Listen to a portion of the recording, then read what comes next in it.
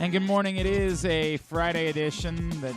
It's a half a Friday, half a Monday edition of Glenn Clark Radio. I'm Glenn, he's Griffin. It's a Victory Friday. Yeah, we don't get to do those a lot, No. but here we are. And half a Monday is a recap of Ravens. Right. It feels kind of like a Monday in that way, but it's a Friday, of course, because that voice that you just heard is none other than the Chief Grand Poobah here at Press Box, our friend, Mr. Stan the Fan Charles, who is back in studio with us. And it's a weird vibe, Stan, because the Ravens won. Mm-hmm. That is a good thing. There's no getting around that. Mm-hmm. There is, of course, the other side of it where people are going to say, right, but what would have happened if Joe Burrow had played the whole game? I don't know. I have no idea, and we'll never be able to know. But it's the same way that, you know, I don't think the Bengals apologized for winning 2 games against the Ravens last year when Lamar Jackson wasn't playing. No, I didn't recall hearing them apologize. I don't think any of them said, like, maybe we shouldn't count this one. Maybe we should wait and see if we can do it again when Lamar Jackson can play. And obviously the other part of it is the feeling that everybody has because of the loss of Mark Andrews, which is overwhelming. So we're going to do our best to cover all of those things during the course of our conversation this morning. What's the latest on length of time out? Oh, John Harbaugh said afterwards he believes it's season ending. Yeah. Really? Yeah. Okay. So, you know, that's what it is. Yep. Press Box Ravens beat writer Bo Smolka will check in with us later on this hour. Also, later on this morning, we're going to catch up with Kirk Herbstreit, who was, of course, on the call last night on Amazon Prime. And who knows what might else pop up during the course of our couple of hours together. Today's show brought to you by Superbook. Worked out for me. Worked out for you. You don't. Unfortunately, Stan, when we did our picks this week, he took the Bengals. And I understood the thought process. And, you know, there's a lot of... It's a thought process that's got me 15 and 16. 15 and 6, yeah, and I'm what, 19 and... I think you 19, 11 and 1, something like that? Wait a minute. It's 19, 11 and 1. Right, yeah. Right. That's a pretty good record. If you took my pick and ran over to Superbook, then you would have both whatever you won and the free bets that come along with making that first bet. Because if you use the code... I mean, if you would have bet $250, you would have won $250, roughly, and they would have matched... with $250 more of free bets. Yeah. Seems like you should have done that. You know, yeah, it seems now like you definitely should have really done regretting that decision if you didn't. But you got to use the code GlennClark23 when you sign up, or StanCharles23 when you sign up. GlennClark23 or StanCharles23, either one works when you sign up at Superbook.com or you download the Superbook app, and you will receive up to $250 in that same-day first bet match, win or lose. Yeah. Stan, I'll start just generically. The performance of the Baltimore Ravens last night, how did you feel about it? It was pretty uplifting. First of all, I was at the game. I went to my first game of the year. My brother. The weather was pleasant. My brother took me. Yeah, I screwed up one thing. I had a hat that I wanted to wear, and I have like a Under Armour sort of skull cap, and then a knit cap that I wanted to wear over that, because all I kept hearing is going to be 50 degrees. Right. And all. And my head is shaved, pretty close. And I grabbed the wrong hat. It was a hat I didn't want to wear. And in grabbing my binoculars when my brother picked me up, he was 5 minutes early. I left the cap thing home, and I got to the game, and I said, shit, I got this cap I don't want to wear. And that was the only thing that was a little cool on me last night. I mean, I really sent a chill through me. But the crowd was absolutely electric last night. Man. I mean, I've been to a lot of Ravens games over, the 25 years they've been here, 28 years. It was really, really incredibly loud last night. Credit to the Ravens. They went out of their way, obviously, last night with doing the black thing, and then, they brought in Big Boy from Outkast.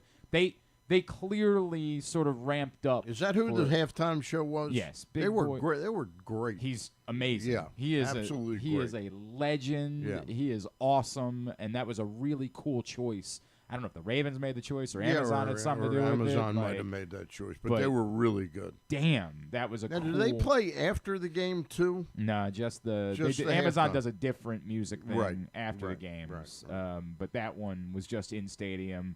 I was very jealous of everybody that got to be there for that because Big Boy is it was one of the better live performances I've seen at a game. It was really, really good. That's very cool. Really good. So I thought they seemed to put a lot of beautiful women behind them. I mean, it was incredible. There was like about 70 people, I guess, really were behind them. You know, sort of behind and to the side. The actual performance was down like field level, right? Yeah, like the ratio. I said, boy, she's really pretty.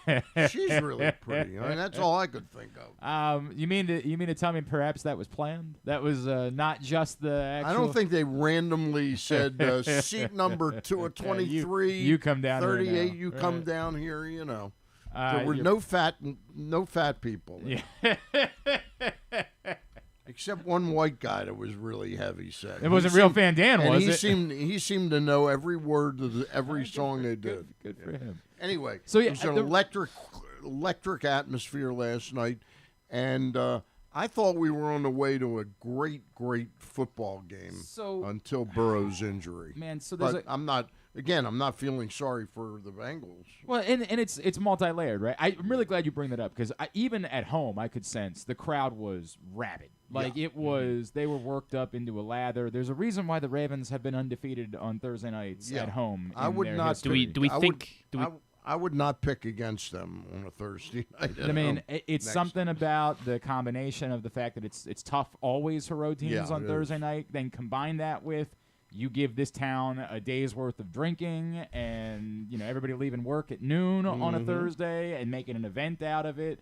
Thursday night in Baltimore is an extraordinarily difficult place to play. I wore my hearing aids last night to the game, and I have never had this happen before. It was so loud that my hearing aids, it sounded like that. I mean, it was absolutely. I've never had that impact at any sporting event or any other event I've been at. So even my Thanksgiving dinners. No? Even when the family gets together, it doesn't sound. Oh, that's remarkable, Stan. We might need to put that to the test this year. We might need to. Actually, last night between Femi and Rita on Project Game Day, I thought it might get there. There was some animated conversation last night on Project Game Day. So to your point, credit to the crowd. I think it's something that a lot of fans have been talking about. On Twitter, there's been a movement the last couple weeks. Our friend Spencer Schultz, who's now he does our sports betting stuff at PressBoxOnline.com. I know Spencer's been one who's been really pushing that. Like, this has gotten we need noise again at the stadium. We need there to be a home field advantage. Well, there was a clear home field advantage last night, and I thought one of the things in the game that really worked. They had to call 2 timeouts in the first half because of all the crowd. That was with Burrow, yeah. And the other guy, what's his name? Jake Browning. What's it? Jake Browning. Jake Browning. I want to remember that name because I don't know that I'll ever see him again in an NFL you might game. See him next Sunday against the Steelers, unfortunately, which isn't good news. Well, you got to like the fact that Burrow looks like he's out for a while. And well, you say that, but the Ravens have basically put the Bengals to bed in the AFC North. Now you could use the Steelers losing a couple of football games. Deshaun Watson is out. I mean, the competition is. Well, we cannot put the Browns. Can't forget about the Browns. I heard that. Yeah. We'll see how that goes. I would have no problem with that. In other words, if Lamar got hurt and I knew he was out 6 or 7 weeks, I'd have no problem bringing Joe Flacco. I wouldn't bring him in to start anymore. Yeah, I know that we didn't like what we saw from Tyler Huntley, but I understood the thought process there of just having someone athletic in those situations. Right. And I feel like it almost requires that you're going to be in a spot where you got to get through for a couple games. You need an athletic quarterback at this point, and Joe at damn near 40 at this point. Yeah, I didn't say I'd bring him in to start. Yeah, okay. To have him as a disaster. Sure. Sure. No. You can do worse than that. Yeah. I would agree with that. Yeah. So we start with the crowd. I'm glad you brought that up, Stan. I thought that was a big story last night. But I started to say, that one of the things that inadvertently helped us was the Bengals winning the coin toss and deferring, and it gave the Ravens a chance to come out and play before that electric crowd and get them really juiced up. And then by going down and scoring, the crowd's even more whipped into a frenzy. It was a great offensive sequence on the first score. And then after that, when you lose Mark Andrews, yeah, it was clear. You saw immediately the impact of that on this offense. That the next few drives were aimless. Utterly aimless without Mark Andrews on the field. And some of that to me is adjustment. Some of that did he get hurt? He didn't get hurt on the first. He did. The first series. Not the touchdown. It was the play before the touchdown that set them up on the 4-yard line or so. It was on the first series. Yes. Okay, I did not remember it that way. Okay. So then you have a few.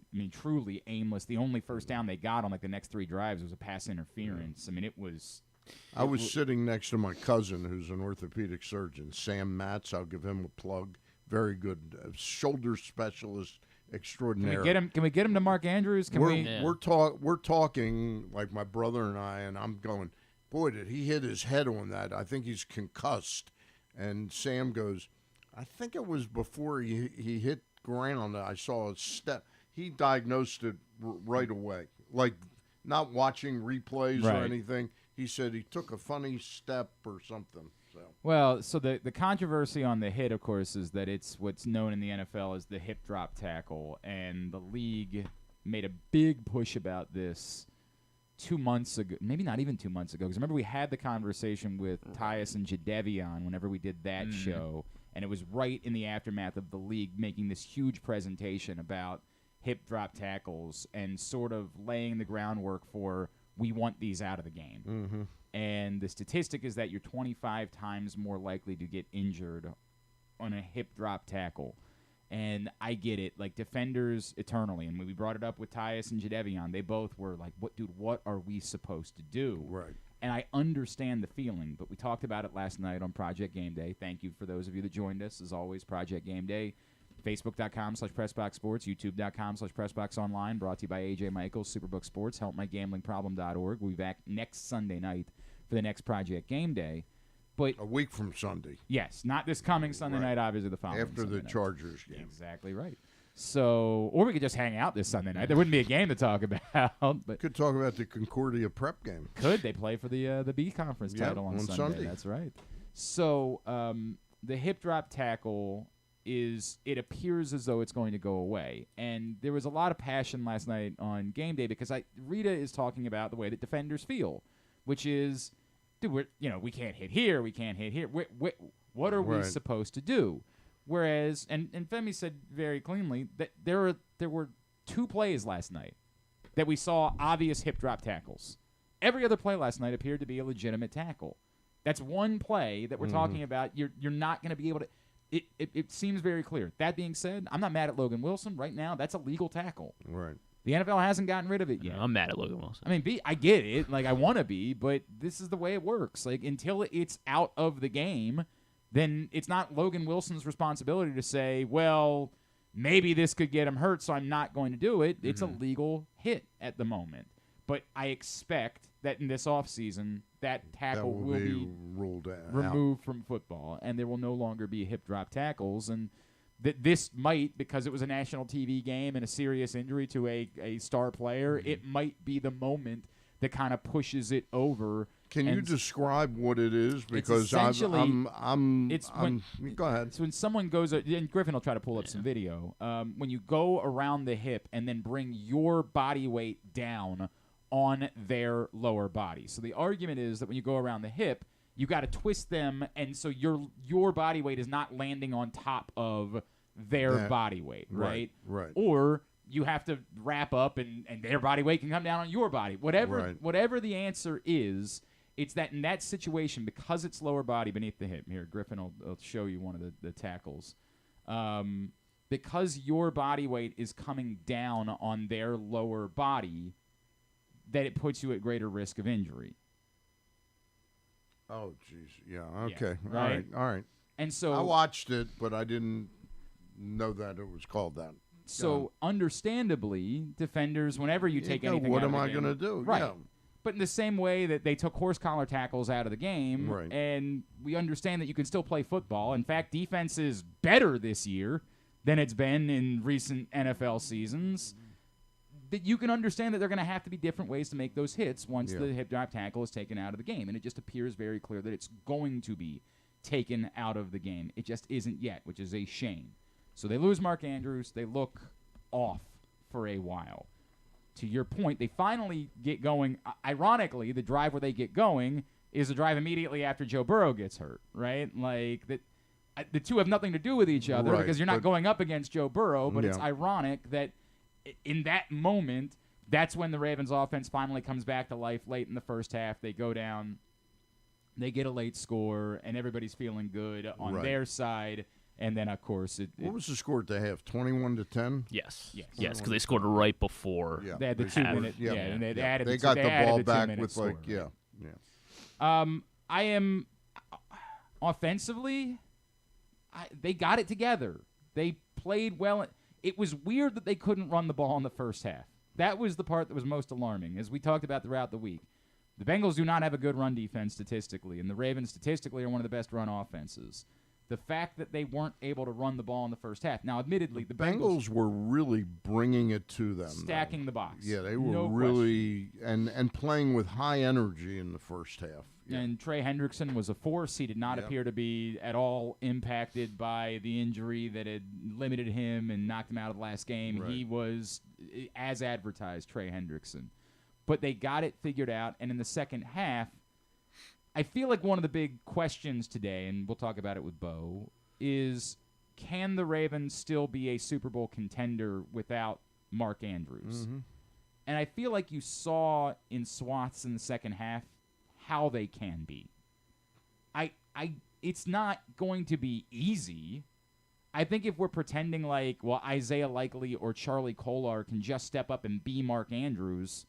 No, but they can both be useful pieces in that offense, and I would think that Patrick Ricard will also get a little bit more action. Stan, to me, the wild card in all of this is Bateman, right? Like that.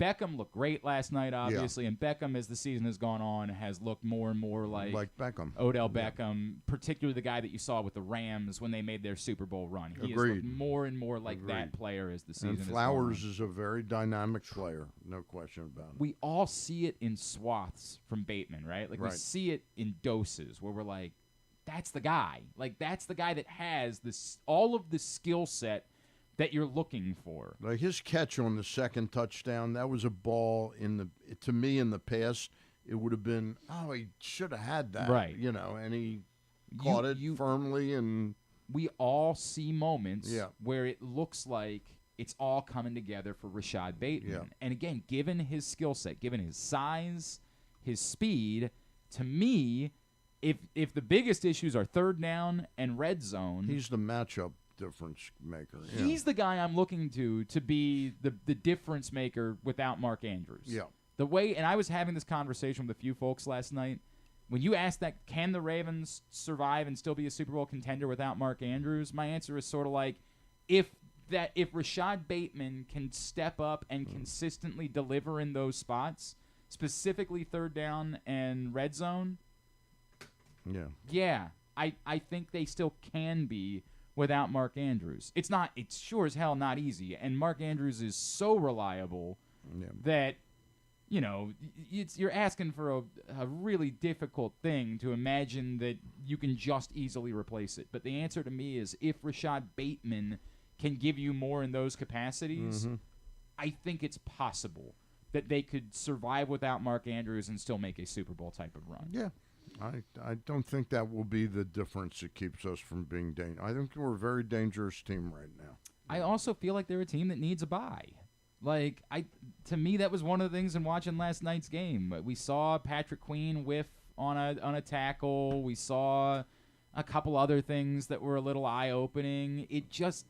They look like a team that's exhausted at the moment and should benefit from just having the weekend off and a couple of extra days to get ready for the Chargers. But more than anything, And they have their bye after the Chargers. After the Chargers game. So it's a right? big, because it's like, what, one game in like 23 days, essentially. And that's here? the thing that you come back to. I get that we're disappointed about Mark Andrews and that we are. It's far from perfect. They're a flawed football team, but so is everyone else in the NFL. They're all flawed. So I don't know, man. Like I don't know how you could feel a lot better than being 8-3. To Griffin's point, one game to play over the course of the next 3 Sundays, and then you come out of that presumably fresher. You did all that last night without Ronnie Stanley. Marlon Humphrey. You could tell was an impact. Yeah. Patrick McCary has played really well at times. Last night, beginning of the game, he was struggling. Yeah. KZ brought this up last night on game day. Credit to Todd Monken because they went to a 7-step drop after a little while, and that mitigated some of the struggles that Patrick McCary was having early on in the game. And they came in, they brought Likely in to chip a couple of times, and that helped out a lot. So give Todd Monken credit because that was an in-game adjustment last night that he made. So you get, presumably, because if they didn't put him on IR, it's because they don't think they're going to be out long term. If you can get both Ronnie Stanley and Marlon Humphrey back at least out of the bye, even if it's not next Sunday, you're either going to be 8-4 or 9-3. Right. And given that it's the Chargers, we're all going to think they should be 9-3. Yep. I don't know how you feel a whole lot better about a team given the constructs of no one is running away with anything at this point. I feel good. Yeah. I mean, they're not. I feel like San Diego's a good spot for Jim Harbaugh. So, did you see the report that came out this week? No. So, remember last week we were talking about a report from the Boston Globe? Well, there was a follow-up this week about him doing the Patriots? About Bill Belichick and the Chargers. Belichick going to the Chargers. There was a report this week. I got it. Gary Myers, who is a longtime NFL writer, extraordinarily plugged in New York. Right. I don't know if he's still writing for the Daily News. Would they have to trade Justin Herbert to get him? Yeah, right. I don't think Bill Belichick would go to the Chargers if he didn't get a quarterback in the deal. And I don't think Jim Harbaugh's going to the Patriots if he doesn't. I don't think there's any chance in hell that Jim Harbaugh's going to the Patriots if he doesn't get that job. Gary Myers says, one of my well-placed sources believe the Chargers are the favorites for Bill Belichick in 2024. Really? Wow. Interesting. Okay. It's very, very interesting. We'll see what that. I mean, if they were still in San Diego, that would be the spot for Jim Harbaugh. I've thought all along it was the most logical spot. And I think he's a better choice. A more interesting choice is probably Belichick to see if he can win again with a quarterback. But do you need the coach that you bring in there to be someone that you're directly like? This is the dirty secret with Bill Belichick is he's not the direct offensive. He's not a quarterback whisperer. Right. We associate him with Tom Brady, but that's not his background. Right. But having a quarterback is vitally important. 100%. We agree wholeheartedly. But to the point, like, do you prioritize? If you're the Chargers, are you prioritizing Jim Harbaugh and saying because we want it to be specifically a quarterback? If I were the Chargers and I was interested in one of the two of them, it would be Harbaugh. It's interesting. Yeah, it's interesting. Yeah. Is that because you think that it's over with Bill Belichick, or just not because necessarily of the over? I just think he's a better fit. He's a little bit younger. I mean, he's not a kid, but how old is he? He's about 64. Harbaugh? Jim Harbaugh. I think he's 50. Yeah, he's younger than. No, you know what? I guess if John Harbaugh's 57, then he's got to be. And Jim's older than. He's got to be 59. He is 59. Yes. Yeah, 59. Okay. Yeah, that's not a bad age to bring him in. Belichick is how old? Oh, 70. Yeah. Yeah. I get it. I get that. If you're looking for somebody, bringing Belichick in is not like Tony La Russa to the White Sox after 10 years being out. But it's not a real. I don't think it's a real strong move for them. Belichick will be 72 before the season begins next year. Yeah, I get it. I completely understand. That's a serious difference. In all, again, I'm 71. I don't think you ready? I could coach. I don't think I could coach the Chargers. Oh, come on, man. You couldn't do Give worse. Give me Mac Jones. You got Justin Herbert. Give me Mac Jones. you can make that work? You're ready to go to New England? Yeah. Oh, am I ever? Pick Boston over, Foxborough over L.A. Yeah, sign them up. Well, the traffic's not quite as bad. I guess, yeah. That going for you, which is nice. That freeway fire there. That is going to Okay. be a. Have you paid it? You know, this weekend is the Las Vegas Formula One race. Yeah. Have you paid attention to any of what's going on out there? No. It's a disaster. It might be the Fire Festival. So, The Fire Festival. do you remember the famous music festival that ended up being fraudulent? The guy went to jail over. No. This is Did worse you than never that. watch the? Oh No, man, there's a no, famous documentary about the Fire Festival. So This is gonna be It worse was than a that. fraud festival. it was this guy was a con artist, Right. and he tried to put together this music festival that. It sounds good for me so far. Right, you're all in on the con artist part. We love con artists in this country. Yeah, there's apparently. Nothing American loves more. 100%. Like if you're a grifter, we'll sign up we'll right sign now. up, yeah. So this guy Billy McFarland wants to do this music festival on an exotic private island in the Caribbean, and he lines up artists. Right.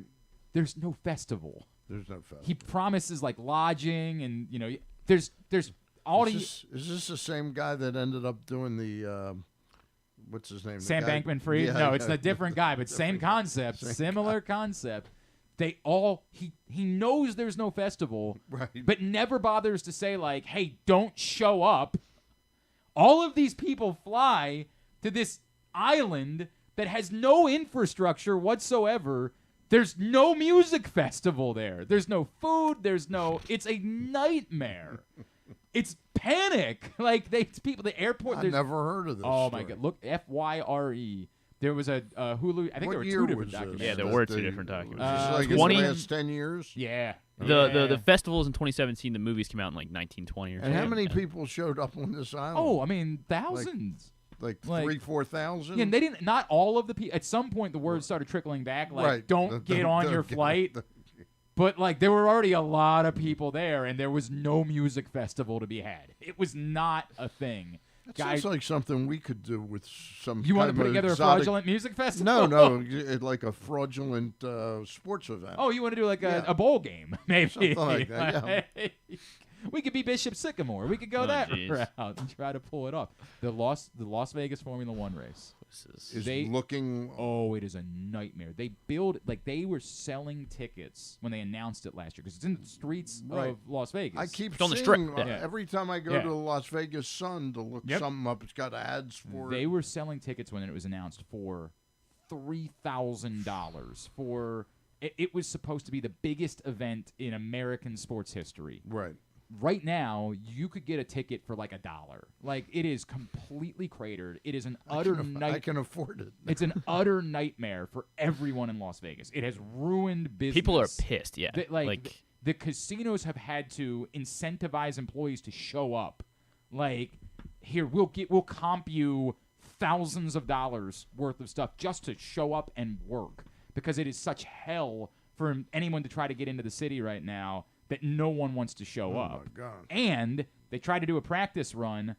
A pothole cover came off. They had to cancel all of the practice runs. it was supposed to be the final, Yeah. like the final check, essentially. I mean, And it is a nightmare. It is bordering on Fire Festival territory Did with not the know that. Vegas Grand Prix. All right, when we come back in, Bo Smolka, our Press Box Ravens beat writer, is going to check in with us and share his thoughts on what he saw last night from the Baltimore Ravens. If you haven't picked up the print issue of Press Box yet, it is still available for a couple more weeks. A great cover story from Todd Karpovich about the position players that held over from the Dan Duquette era to help turn the Orioles around. Lots of college basketball and Brooks Robinson memories in this print issue of Press Box, available for free right now wherever you get Press Box. Bo Smolka next. Stan the Fan is here, Glenn Clark Radio. Come for a game, stay for everything else. Book an unforgettable fall getaway in Charm City. Enjoy only in Baltimore festivals, mouthwatering eats, and endless entertainment. Treat yourself to a staycation in the heart of downtown, or try one of the city's many charming neighborhood hotels. And don't miss out on packages for free parking, breakfast, and more. Plan your stay at baltimore.org/hotels. Why bet with the big boys this football season? Instead, try your hand with the local book, Superbook Sports, this fall. Superbook Sports is the book next door. Just a dedicated team of the best odds makers in Las Vegas, making sure you get the best prices and parlays anywhere. And now, Superbook will give you a bonus of up to $250 when you sign up and wager on the same day and use the promo code GlennClark23, GLENNCLARK23. So bet with the best and use the promo code GlennClark23 this football season with Superbook Sports. Visit superbook.com for terms and conditions. Gambling problem? Call 1-800-GAMBLER. 6 chicken tenders made from fresh, never frozen Royal Farms world-famous chicken, a family-sized order of Western fries, honey mustard dipping sauce, and a 2-liter bottle of Dr. Pepper. It's Royal Farms' new Tucker's Tenders Meal. It's Justin Tucker's favorite, and at only $19.99, it'll be your favorite meal, too. The new Tucker's Tenders Meal, available only at Royal Farms. Now you can kick back, relax, and eat like a champion. Real fresh, real fast, Royal Farms. Gambling can be a fun and entertaining experience, but there are risks involved. If you're planning on betting on the game at the casino or on your phone or computer, know your limit, stay within it. Set a budget and a time to stop. Remember, gambling isn't a financial solution, and it doesn't mix well with alcohol or drugs. Know the risks and have a plan before you begin gambling. For free and confidential services, call 1-800-GAMBLER 24/7 or go to helpmygamblingproblem.org. What's up, everyone? It's Tyus Bowser, and I've had so much fun hanging out with Rita and putting up with Glenn the last couple years that I've decided to do it again. Season 3 of the Tyus Bowser Show is happening this year, as we'll be all over town, giving you the chance to get to know me and some of my teammates. As we talk football, life in general, and just say what needs to be said. You can find out more about the show by going to PressBoxOnline.com/Bowser. If you don't live in the area, you can watch the shows live on Facebook and YouTube. And if you miss one, you can listen Friday nights at 105.7 The Fan. So we'll see you all season long for the Tyus Bowser Show, a partnership of PressBox and Great Ace Memorabilia. The next Tyus Bowser Show is Tuesday, November 21st at Mother's North Grill in Timonium. It's brought to you by Superbook Sports, AJ Michaels, and HelpMyGamblingProblem.org. What company has the expertise to make your home healthier by purifying your air and killing all viruses, allergens, and bacteria? AJ Michaels, Heating and Air Conditioning in Baltimore and Annapolis, ajmichaels.com. Make the most out of every day in your Toyota RAV4. Available in hybrid or gas-only models. A RAV4 can get you where you want to go in style. Check out buyatoyota.com for deals on new RAV4s from your local Toyota dealer today. Make sure you're tuned in every Tuesday for PressBox fantasy football analyst Joe Serpico to get you ready for your Waiver Wire Wednesday, brought to you by Live Casino and Hotel. And if you have other fantasies you want fulfilled, subscribe to Glenn and Jeremy Kahn's OnlyFans page at... Wait, are people supposed to know about that? Stan the Fan, Charles, you've had a couple of shows this week for everybody to check out. We need Stan's mic on, Griffin. We did the Monday night show with Ross and Luke Jackson, where we talked about the Orioles, the strides they've made, the awards that Gunnar Henderson won, and we thought that Brandon Hyde would win, and subsequently he has. And then I interviewed John Eisenberg about his book Rocket Men, and that's up on the site as well. So you can find those, facebook.com/PressBoxSports or youtube.com/PressBoxOnline, PressBoxOnline.com/video every week. Stan the Fan Charles hanging out with you, and every Monday, Ross, and Luke Jackson talking baseball. Every Friday here on GCR, we catch up with our PressBox Ravens beat writer. It's usually to preview a Ravens game. Today, it's to review a Ravens game. He is our friend Bo Smolka, and he is with us now here on GCR. Bo, appreciate it as always, man. Obviously, a lot of bizarre scenarios last night. Ultimately, just as far as how the Ravens performed, eliminating any of the injuries, as far as how they performed, what did you make of what they did on the field against the Bengals? I mean, they won. That's what they needed. They scored 34 points. They hit a couple downfield passing shots, and the defense I thought was good again. Mike McDonald has the Bengals number, and I know people say, well, look, Joe Burrow was out. That makes all the difference. And it certainly makes a difference, no doubt about it. But I was most impressed with how active the defensive backs were. I mean, they broke up about 7 passes, and they were physical. On the one, Kyle Hamilton ripped the ball out of Jamar Chase's arms. And another one, Darby, Chase looked like he was going to catch it, and Darby just shoved him out of bounds so he couldn't land in bounds. And I thought those guys really stepped up. I agree, by the way. The Darby thing, that was one of the headier plays that I've seen in some time. I'm glad you brought it up, Bo, because that ball, he was in bounds where Jamar Chase would have caught that ball. And Ronald Darby thought the entire time about one thing, which is playing the rule and saying, I'm going to drive this dude out of bounds and make sure it's not a catch. I thought it was an incredibly heady play.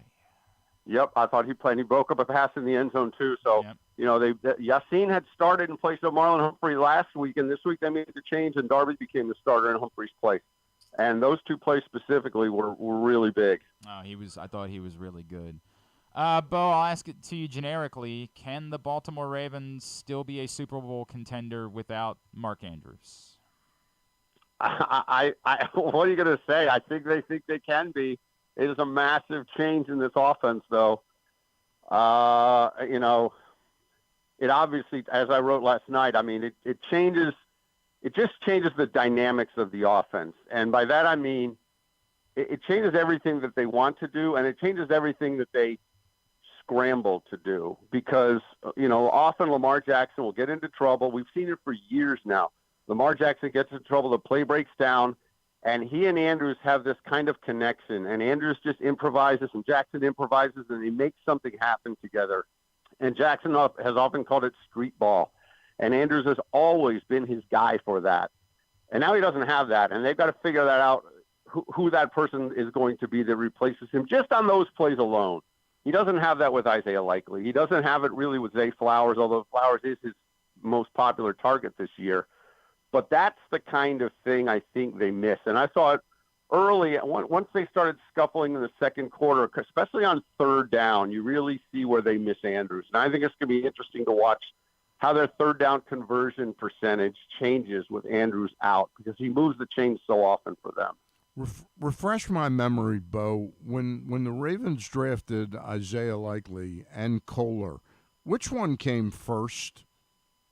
I have to remember, I'm pretty sure Kohler came first. They came about 9 picks apart. Right. But I can look that up while we're on the air. I'm pretty sure it was Kohler. But then Kohler got hurt. Kohler had like a sports hernia surgery last year. That took him out of action. He was out of commission almost the entire year. He played a couple games late. But I'm not saying he he replaces Andrews, but can he be more impactful in this offense? Well, I mean, he's going to have to be, and he hasn't been yet. Last night was his first catch of the season. And, again, with Andrews and Likely healthy, he had been basically the third tight end, and the third tight end isn't doing as much in this offense with all the other new receivers they have. But they don't have really a choice anymore. Yeah, so Kohler was picked 11 spots ahead of Likely. They were both in the 4th round. Okay. But he'll have to be. Yeah. And, I mean, they've said all the right things about him. It's just his time. There hasn't been a room for him to really contribute a whole lot. He's been almost exclusively a special teamer until now. But now they will have to lean on him as well. The other guy that I talked about this with Stan in the first segment, Bo, like specifically red zone third down stuff, to me, the answer is all about Rashad Bateman. Like, We've seen that Odell Beckham has come along, and he's turned out to be exactly, the Odell Beckham that maybe even we saw with the Rams when they made their Super Bowl run. He's been great of late. Zay Flowers, we have seen, obviously wonderful things from. We all know the talent with Rashad Bateman, but given his skill set, it feels like if anyone, specifically in third down and red zone situations, could shoulder a little bit more of the load with Mark Andrews out, to me, it feels like he's the guy that I think a lot of that would fall upon. I mean, maybe. I always thought Beckham would be a red zone guy at the beginning of the season just because I thought he could win one-on-one and be strong with the ball and all that, even at his age and stuff. He's just such a good catcher. But Bateman, all have to do. You saw Bateman come back and end up making the touchdown catch last night. His confidence is definitely trending upward. I mean, he's made a couple really decisive plays in the last few games. We talked a couple weeks ago. I thought he was going to be an X factor in the second half of the season. Bateman would be, and I think it probably becomes that even more so now. He is Pressbox Ravens beat writer Bo Smolka. He's with us here on GCR. Bo, there were some missed tackles last night, Patrick Queen, and I know you've talked a lot about the Marcus Williams thing. I don't know how to talk about Marcus Williams appropriately because it is obvious that he is playing with essentially one arm, and yet, he is still making some plays. He did break up the third down pass last night and kind of baited, as they showed on the broadcast, baited Joe Burrow into making a throw that he could break up in that spot. Some people think if he had two arms, it could have been an interception. I don't know. That would have been a tough play to make. I don't know that I'm comfortable calling him a liability because, what would you be getting from Darryl Worley, for example, if he had to play more and Marcus Williams wasn't out there? But where are we at with Marcus Williams and what he offers versus what he doesn't offer at this point?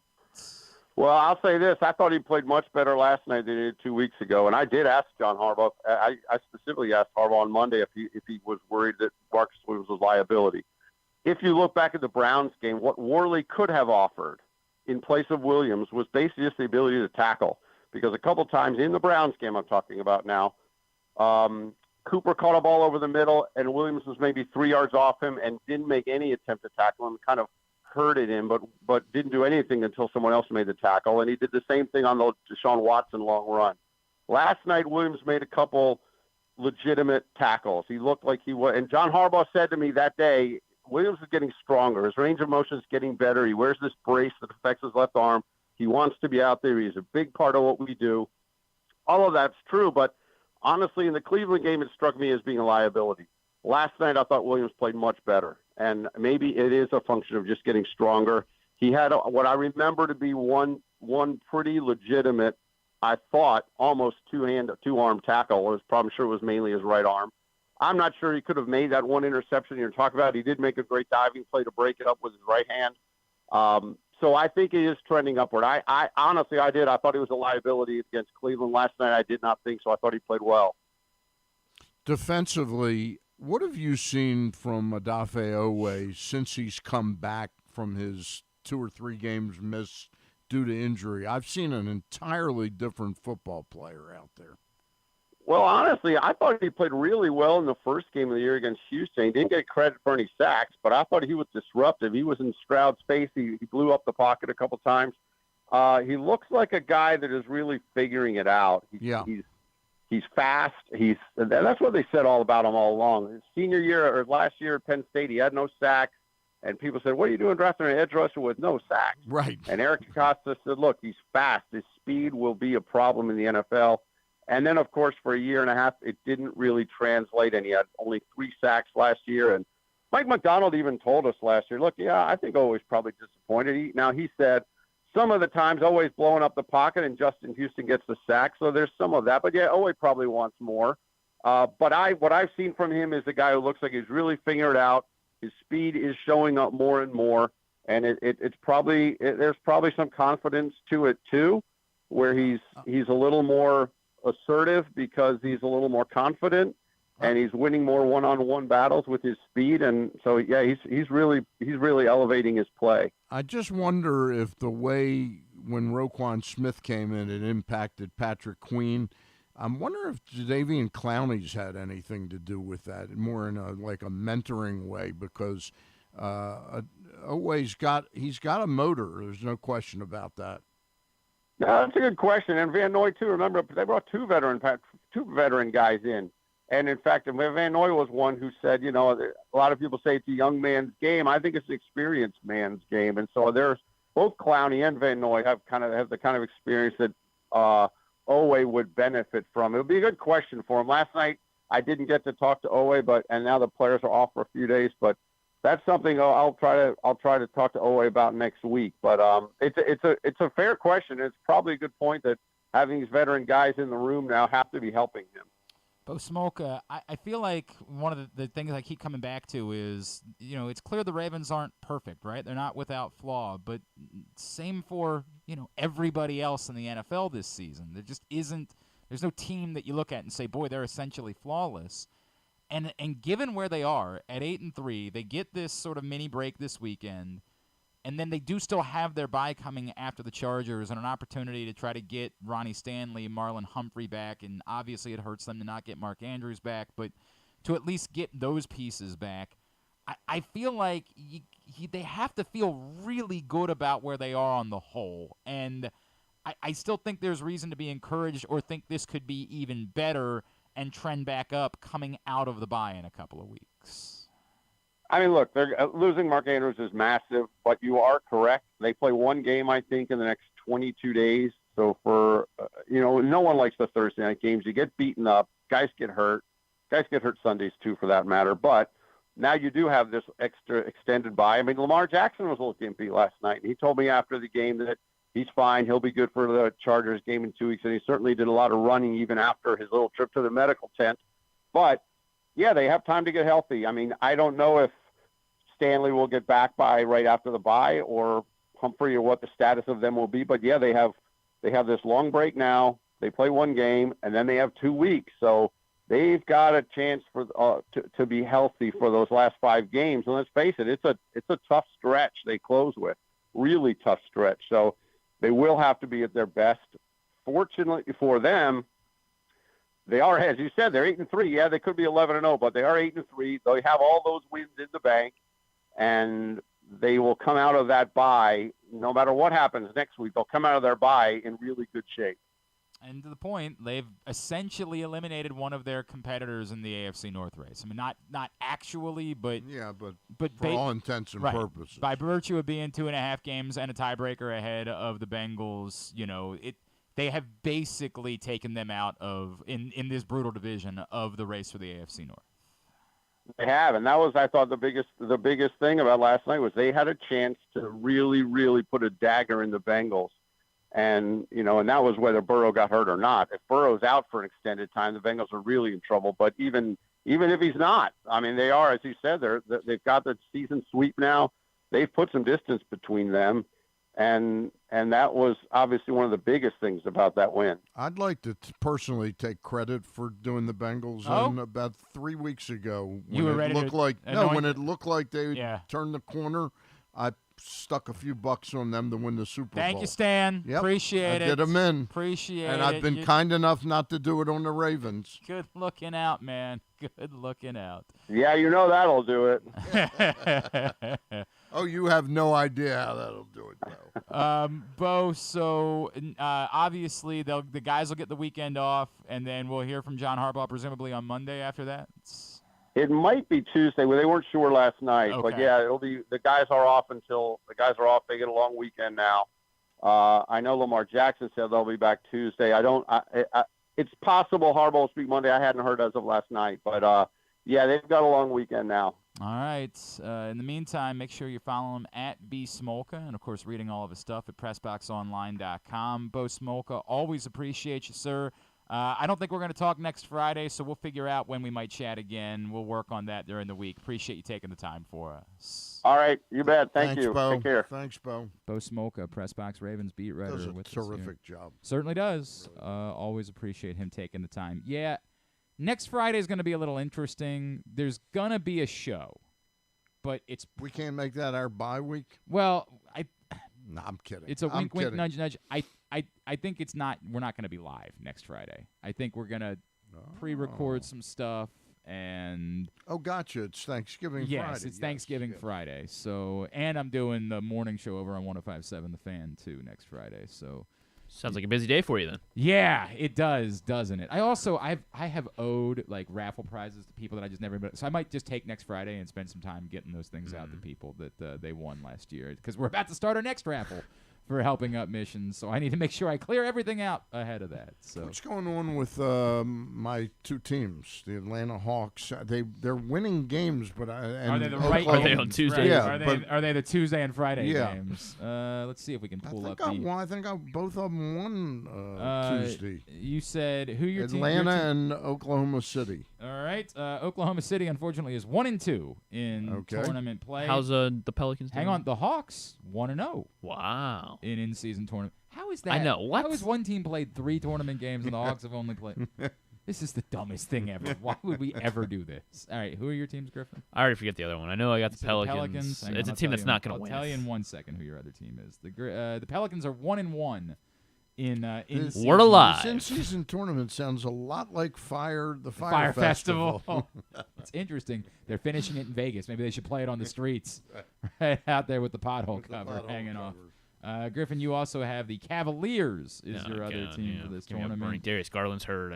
They are 0-1 in it. How is that? How have some teams played? And who do you have? I'm just curious who you have. I have the Nuggets and the Celtics. No. Settle. Would you settle down over there? God. I just want to hear who the guy running the right, thing exactly. got. First of all, he should have Cleveland in I North. did not give myself teams in this. You didn't even invest in it. No, You invested your time. Not only do I invest my time. You're sounding a lot like Billy McFarland right Whoa, is that what you think this is? I did not invest in this one because it was only going to be that I was going to take the last spot if we needed to fill it. And thankfully, my friend Stan the Fan Charles came along and took the last so you didn't spot. have the sucker. The sucker himself, Stan the Fan Charles. I promise you, I'll be making plenty of donations to the Helping Up mission. I assure you of that. Hey, speaking of doing good things, tomorrow, Maryland, Michigan, before the game, our friend AJ Francis is hosting his annual food drive to benefit Sarah's house just outside Fort Meade. I saw AJ made a trip over to Sarah's house yesterday. Actually, AJ was at the game last night. Really encourage you to get down there. When this show ends, I'm taking a couple of minutes, and I'm literally driving over to the grocery store in order to get a bunch of ramen noodles to take down there with me. Thank you to all of you who have made monetary donations because you're not going to the game. What time is that game It's start? a noon kickoff. It's a noon tomorrow. kickoff. And will it be on the Big Ten or It's on Fox. It's on Fox. It's a big noon kickoff. They're doing their version of College Game Days in College Park tomorrow. Big noon kickoff. So if you're going to the game, please bring your non-perishable, your canned goods with you. If you're not going to the game, there is still time. Hit me up, Glenn Clark 180 on PayPal, at Glenn-Clark on Venmo. Our friend Lindsay OK got in last night. Thank you, Lindsay. That was very sweet of you to do that. Andrew Stetka, there's a caveat to it. Andrew Stetka is out on our side bet this week. Unbelievable. The only one. But he bought his way out by making a donation to AJ Francis' food drive. So I'm giving him a pass. I'm giving him a pass for that. That is better. That is better than being in on our side bet. It is. So anybody who wants to get in and help take care of the folks at Sarah's house, please hit me up on PayPal or Venmo today, and I'm going to get over this afternoon and get some more non-perishables to take down to the game tomorrow. You know how you make all these odd bets with people over the years? We have one. Okay. So are you aware we're doing one this week? No, I was not aware of that. Stan, no. have you? I've got one, though, in the future. Okay. I just discovered, are you aware what bird is considered the fiercest bird on the planet? Have you ever heard of a cassowary? No. How about if I tell you this thing, you start to look it up while I tell you this thing. Cassowary, I think, cassowary. Okay. Did you see it? All right. This is a bird. It's called a flightless bird, which means it does not fly. It can be 5 feet tall, 167 pounds. What? 167 pounds. And it runs, ready for this? As big as me. The average human, I guess the average running human is 13 miles per hour. That's like fast for a human. I'm a These little things faster. run 31 miles per hour. They have a kick. Velociraptors. And the way that they fight, that's why they're considered. They have a kick. First of all, they have like a talon. Can they play tight end? This is like, what's his name? The guy, the former Raven, Weller. Oh, Darren Waller. Yeah, Yeah, Waller. yeah. Right. That's what the wrestling this guy would be. Jesus, man. Also, look at you with this random. You want to come play trivia on Monday nights with us? No. I just happened upon this story. Could use you. That on this Australian beach, one of them. That's looks like a dinosaur. It's nuts. It's nuts. Yeah. Look Look at the people there. They don't know what's behind them. Oh, this is one of those photos that they took. These people are about to die. If you run, it's going to come at you. Jeez. By the way, I can't tell you how difficult it is having kids with we had a bee. Keep your kids away. So you're saying we should fight one of these for our side bet? Is that what you're right? trying Make to a say? side bet is you got to and- fight a cassowary. Yeah, Griffin, especially. So hang on quickly. One, we had a bee in the house the other day. Yeah. And no matter how many times I tell my kids, just leave it alone. You're gonna be fine. They can't. They inherently can't do it. Yeah, I They're understand not that. I'm capable of doing it. 71 years old and I can't do it. See, I'm good at it now. Yeah, Like, I'm sure when I was a kid, I was just as bad.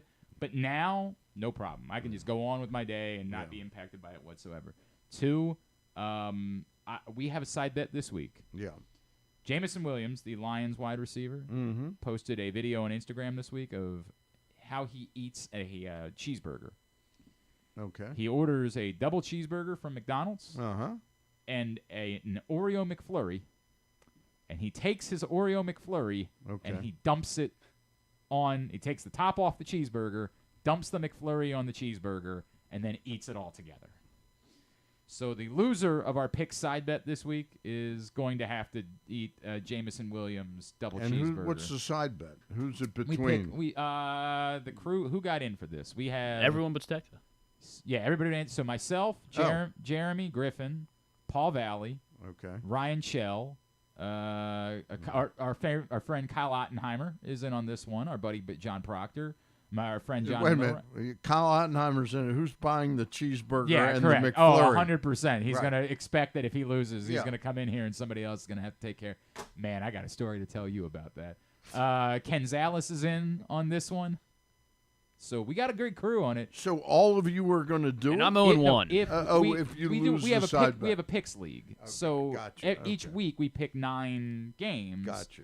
And whoever is the low man on the totem pole and ties for the weekend picks. And for the record, a few people were on Cincinnati last Myself. night. You, Nick forget, Kelly, and Paul Valley. You know. So you're all in the hole a little bit. Yeah. Going into the weekend. I'm not mad. You know, like I'm fine with the process. You know, I arrived at that pick, Yes. but yeah, it is disappointing. Yeah, not a great place to start. It's really nice that I was invited into that picks. I really stand out in your club. Stan, Yeah. I believe not only have I invited you into the Picks League, I want you to know, never well, we've been heard. doing it for years. Never So never heard if this. you would, We're trying to protect you, we maybe. would Yeah. love to deal you into the Picks But I League. couldn't. Well, I don't this think you would- thing. do you- I couldn't So- eat a double cheeseburger that's- and the McFlurry. I don't think you'd be I'd interested probably in die. our Picks League. Yeah. Like the win is not much of a win. Everybody puts in $25. It's not a big. Not interested. It's the loss Not that's the interested. problem. You didn't tell me. It's not enough for Stan. The loss is a stunt. This year, it's you got to dress like the Notre Dame mascot. You got to take an Irish dance lesson and then come in and perform that Irish dance. You have to eat. Who came up with this? We were That's a good when we question. started the season.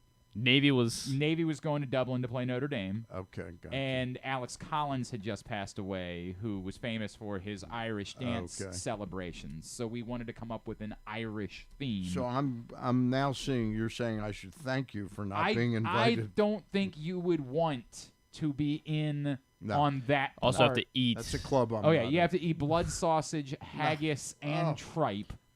You can do it, Stan. And then, do you know how Will Levis drinks his coffee? I have no idea. It's a He true injects story. it? Nope. Mixes. There's no creamer in Will Levis's coffee. Mayonnaise. Oh. Yeah.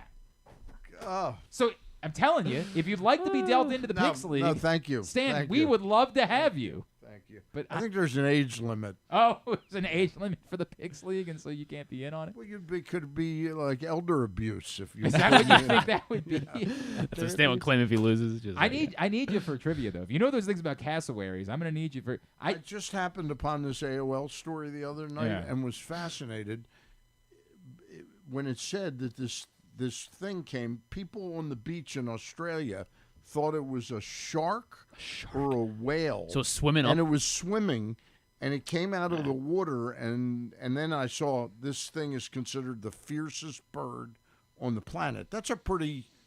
I think the fiercest bird is a Baltimore Oriole. Anyway, I was gonna put Griffin on my trivia team. Yeah. But Griffin didn't know what the name of the trophy was they gave to the Canadian Football League I know champion. what it was. I just couldn't think of it. Geez, Yeah. I couldn't. What am I gonna do? What am I gonna do with that? That's not the guy you want on your. Oh, let's see. Hang on. What was the other? Let's see how you would do with these. So there's that one. This week, there have been 5 teams that have been only 5 schools have been number 1 in a college football poll since the 2015 season. There have only been 5 schools. Georgia. Of course. Alabama. Of course. Ohio State. Of course.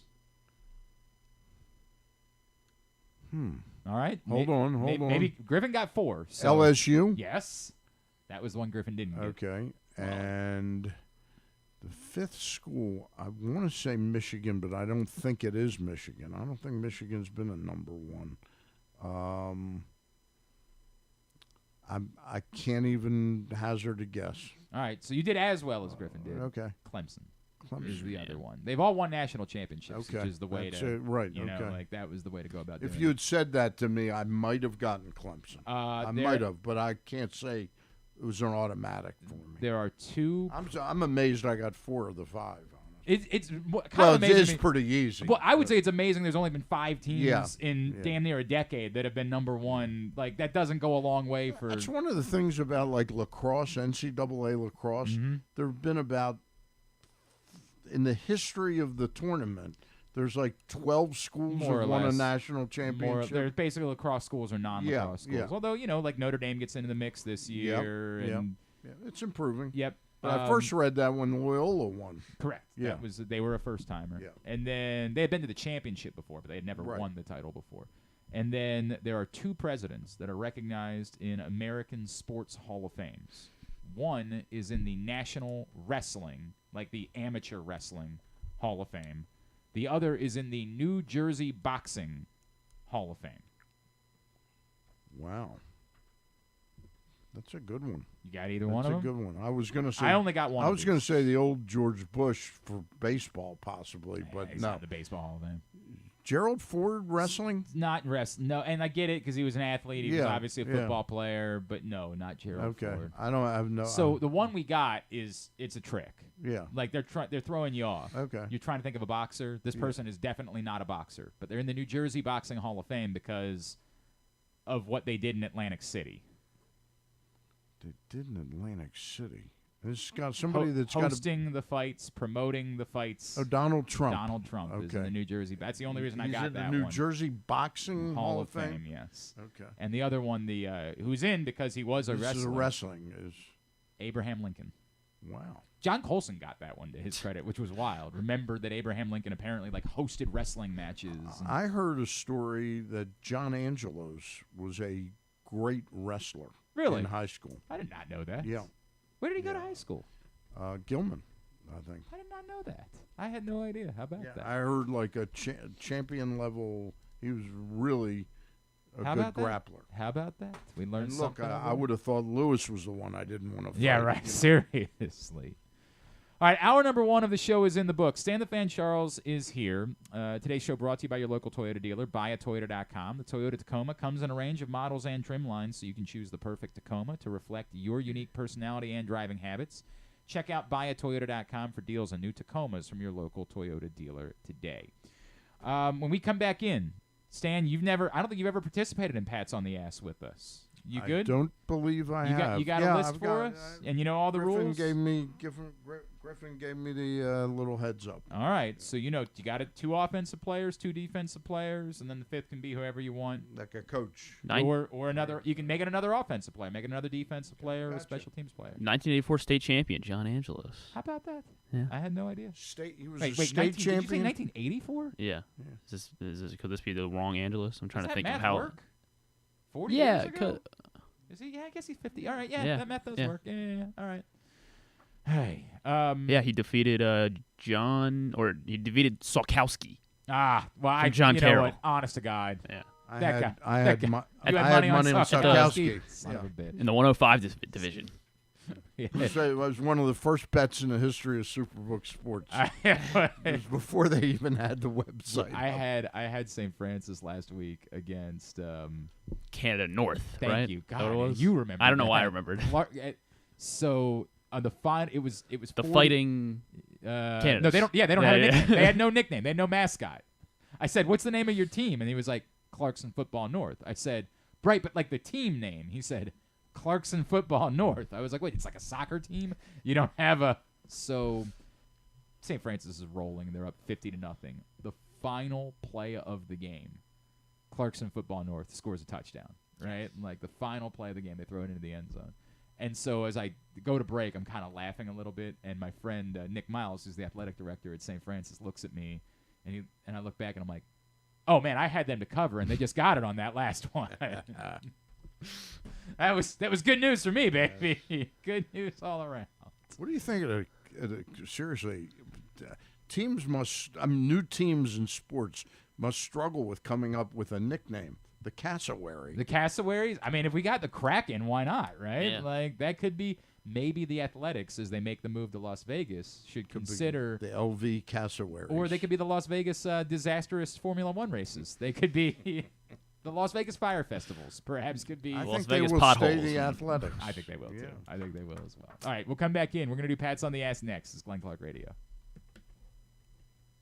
The latest edition of Press Box is available now. On the cover, Todd Karpovich profiles the Orioles' survivors, Anthony Santander, Austin Hayes, Cedric Mullins, and Ryan Mountcastle, who all came from the previous regime but stuck through tough times to be key pieces in guiding the franchise back to prominence. Also inside, we remember the iconic Brooks Robinson with tributes from Jim Henneman and myself, Stan the Fan Charles, and a trip down memory lane to remember the most significant moments of his career. Plus, we meet players from college basketball programs around the state. Pressbox is available for free at over 500 area locations, including 60 Royal Farm stores, and you can always find the entire edition, as well as the best daily coverage of the Orioles, Ravens, and Terps at PressBoxOnline.com. Visit Harford County. Gear up for the holidays by supporting local with Small Business Saturday on November 25th. Take in the dazzling sights of the season with a Ladue Christmas at Ladue Topiary Gardens. Enjoy holiday lights, sing along to holiday songs, reserve a carriage ride, and sit on Santa's lap in Bel Air's Winter Wonderland, happening every Saturday from November 25th until December 16th. Nothing sparks that holiday joy quite like a festive parade. Head to visitharford.com and click on Events to see the full list of parades and so much more. In Maryland, you're welcome.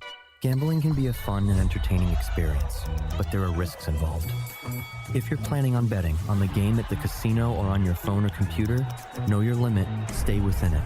Set a budget and a time to stop. Remember, gambling isn't a financial solution, and it doesn't mix well with alcohol or drugs. Know the risks and have a plan before you begin gambling.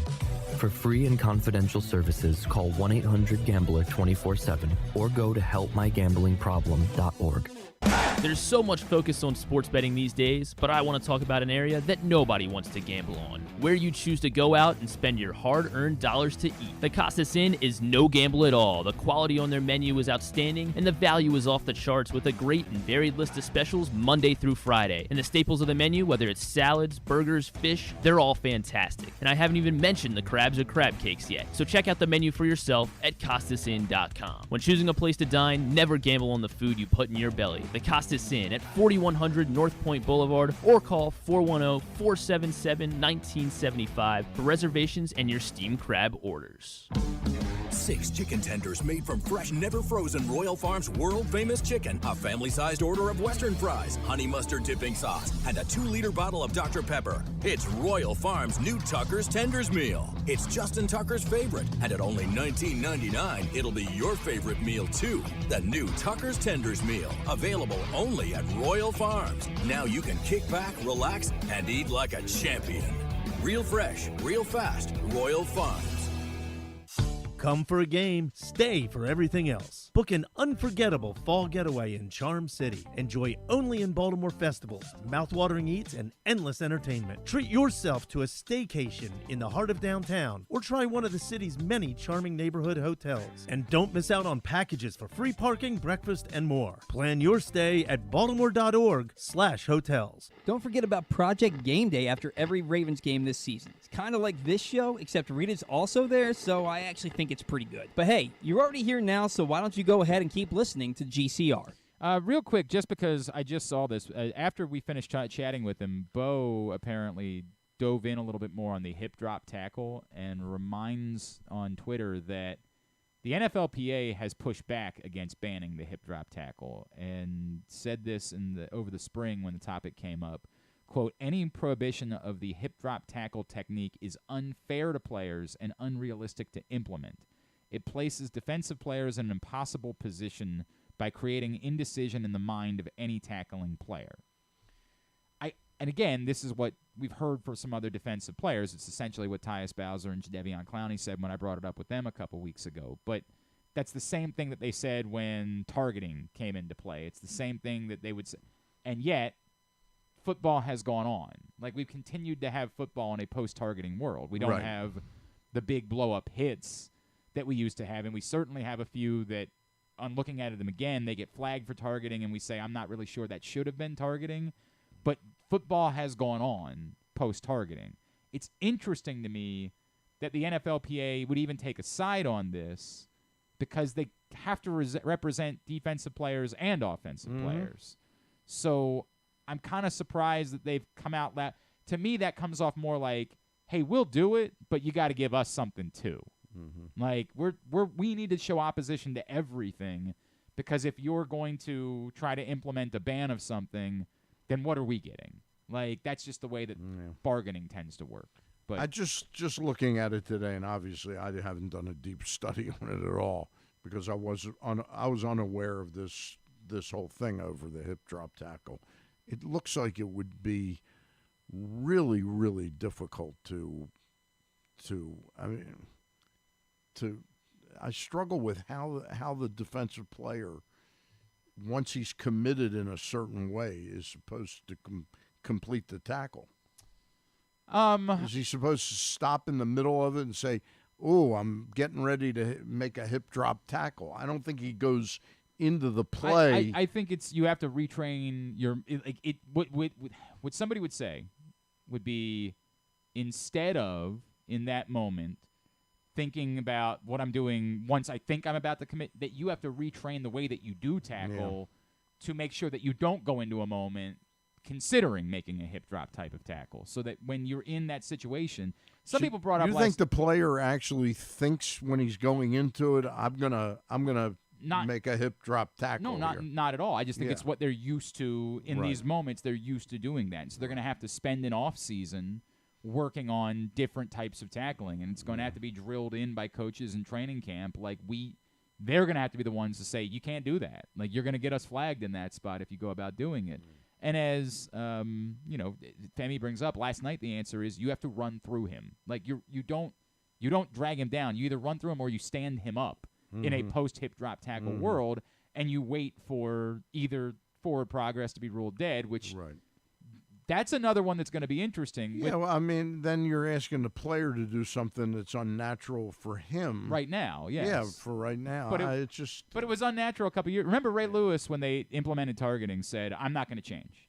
I'm just going to keep doing things the way that I do them. If I get flagged, I get flagged. Right. The game's moving too fast. This is what I know." Right. But the truth was, he did change. Like, even Ray Lewis, in the infancy of this, was not getting flagged for targeting regularly. Like, it wasn't something. It happened the one play with Chad Johnson, right? But, like, that was the one that happened. Even he did alter the way that he played, because he recognized, if it's going to hurt, it's not worth making this tackle if it's going to lose my team 15 yards. Yeah. Like, what's the point of making the tackle in that case?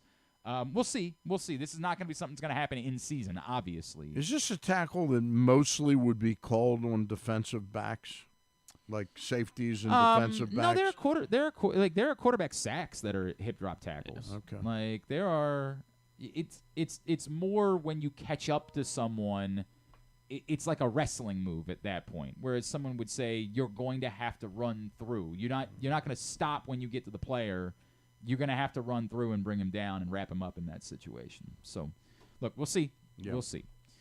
All right, it's time for us to give out our pats on the ass. The Ravens do indeed win last night over the Bengals at home in Baltimore. A weird game as it was. A lot of players who stood out in the process.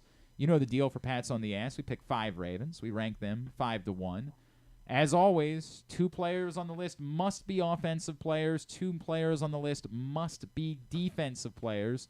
5th player on your list can be whoever you want. Another offensive player, another defensive player, a special teams player, or a coach. I thought they were a good mix. I didn't think this was like a one side or the other thing where it was tough to come up with 2 players on either side of the ball. I had a lot of choices. There were some guys that I left off the list that I would have liked to have put on my list. Pats on the Ass brought to you this week by This one's brought to you by Live Casino and Hotel. Griffin, you want to remind everybody what's going on at Live Casino and Hotel? Yeah, maybe you have been tailing a bet that has been hitting at an unbelievable rate so far this season. Primetime unders. And how'd that work out last night? It did go over. It did was that go because over. of the last touchdown? It was it's because of the one before that. Whatever. Okay. I thought it was. Or it was one of the field. I think it was one of the 47.5 last night. It was 46.5, Oh, or it closed at all 46.5. Yeah. Either What way. did it end? 34-20? Yeah. So Yeah. 54. Yes. If you did take the under, the good news is if you head over to the FanDuel Sportsbook at Live Casino and Hotel Maryland, you can turn those losses into winning opportunities with the Second Chance to Win promotion. And between now and January 4th, 2024, all Live Casino and Hotel Maryland rewards members will be able to enter their losing bet slips into the Second Chance to Win drum. And then 2 nights a week, 20 different winners will be chosen. Prizes ranging from Live Casino and Hotel Maryland apparel, sports, and social ultimate happy hour, as well as cash and free play worth up to $500. Drawings will be held every Thursday and Monday over at the FanDuel Sportsbook at Live Casino in Hotel Maryland. At Arundel Mills, must be 21. Please play responsibly. For help, visit mdgamblinghelp.org or call 1-800-GAMBLER. I'll start with my number 5. My number 5 is where we find Gus Edwards. It took a little while for it to get going, and I was a bit worried about them running the ball in the first half, but ultimately Gus Edwards finishes 5.2 yards per carry and a couple of touchdowns, and Gus Edwards just continues to be reliable. I did a hit yesterday on the Fantasy Channel on SiriusXM, and they were asking me about Keaton Mitchell, and then they brought up Gus Edwards, and I was like, Gus Edwards is about as reliable as it gets at this point. You know exactly what you're getting. You're not getting, game breaker. You're getting reliable, move the chains, between the tackles, goal line running back, and he continues to show it every time you see him play. So number 5 on my list is Gus Edwards. Stan? Number 5. Yeah, we go the opposite way. We build up. Number 5 for me would be Nelson Aguilar. Nelson Aguilar. Yeah, obviously there were players that did more in the game there was a big than play. him, but also he gets extra points for the full. Oh, you body enjoyed the flip, somersault? Okay, the yeah, somersault that he did. I'll give you that. But it was an electrifying play. Sure was. It always is when there's a deflected. Well, and it speaks to Stan. To me, the biggest part of that story, and I said this immediately afterwards on Twitter. As goofy as you can say that is, this is what happens when you put 4 competent NFL wide receivers on a roster. When you don't just say, well, we can have one. When you say we're going to load our roster with competent wide receivers, then in a moment like that where something happens, it's not a total accident. 100%. And what was really impressive on that play was his speed. When he realized, hey, I got this ball, he hit the hole and really took off. So Nelson Aguilar gets and again, there were other receivers in the game that were overall more impressive. I also thought that was the biggest play of the game. It really it did get the offense going after they had been sort of, and then it came on the same drive, of course, as the phantom holding call on Odell Beckham that wiped off. That was a terrible call. Awful call. And obviously the pass interference the Bengals had called against them was also a dreadful call. And reeked of makeup. Yeah, absolutely did. But that drop after that touchdown comes off the board, it's painful to think that you go that possession without scoring any points. Right. So I am with you that was a huge play to get the offense going again, get them moving, build up their confidence. I completely agree, and I have no problem at all with Nelson Aguilar being number 5. Griffin, you want to quickly tell us who your 5 was before you? We might be pausing for a guest here in a second. We can finish through. Okay. Yes, we'll get him at the next. All right, very good. Next break, or you know what I mean. Dr. David Chao, our friend Yes. at Pro Football Doc on Twitter, the former Chargers team doctor. He's going to join us. We'll talk a little bit more about Mark Andrews and the hip drop. In general. Yeah, here in a minute. Interesting. Okay. Go ahead, Griffin. You're number 5. I'm gonna go with Ronald Darby here at my number 5. I thought he's higher on my list. He is higher on your list. Yes. All right, yeah, that's what I wrote. As Frankie Valli said in December 1963. Oh, what a night! He had 3 big pass deflection, pass breakups. They were all huge. Yep. The Jamar Chase one in the end zone. I thought Darby had a great game, stepping up in a secondary that I was very concerned about. We will get to him in a second. For me, my number 4 is where I find Lamar, and I didn't think he was perfect last night by any stretch of the imagination. But what jumps out at me. We talked about this a little bit earlier. Any criticism of Lamar and having not played when he was hurt in the past, Lamar is very clearly not 100%. It is abundantly evident that the ankle was a problem last night, and yet he was gutty, man, and he battled, and it would be incorrect to say he played poorly. He didn't play poorly. He played well. He just didn't play, MVP caliber well last night. And given that he clearly wasn't 100%, that stood out to me. And so Lamar was number 4 on my list. My number 4 would be Odell Beckham. Also higher on my list. Yeah, so I thought he had his by far best overall game as a Raven, and really showed that he was worth the money last night. So strongly agree that we'll get to it in a second. Yeah, okay. My number 4 was also Lamar Jackson. It showed, Mark Andrews, that injury hurts a lot, but as long as number 8 is back there, as Bo said, the team still believes. I believe as well. As long as Lamar Jackson is there, I believe that this team can win it all. So Lamar Jackson. 3 is where I find Ronald Darby. I am in complete agreement with you. I thought he was great last night, and I would add into that, I can't get over, and I brought it up with Bo, how heady that play was. The only chance the Bengals had to get going in the second half was when Jake Browning tossed that up to Jamar Chase, and it was inbounds. The catch was there to be made, and he's Jamar Chase. Not sure if you heard, pretty freaking good. And Ronald Darby the entire time didn't panic and try to go up and make. He saw exactly what he saw and confidently decided the best way for me to defend this is to make sure that we shove this guy out of bounds. And it was pointed out in the broadcast a few years ago that wouldn't have been a legal play, right? But they changed the rules.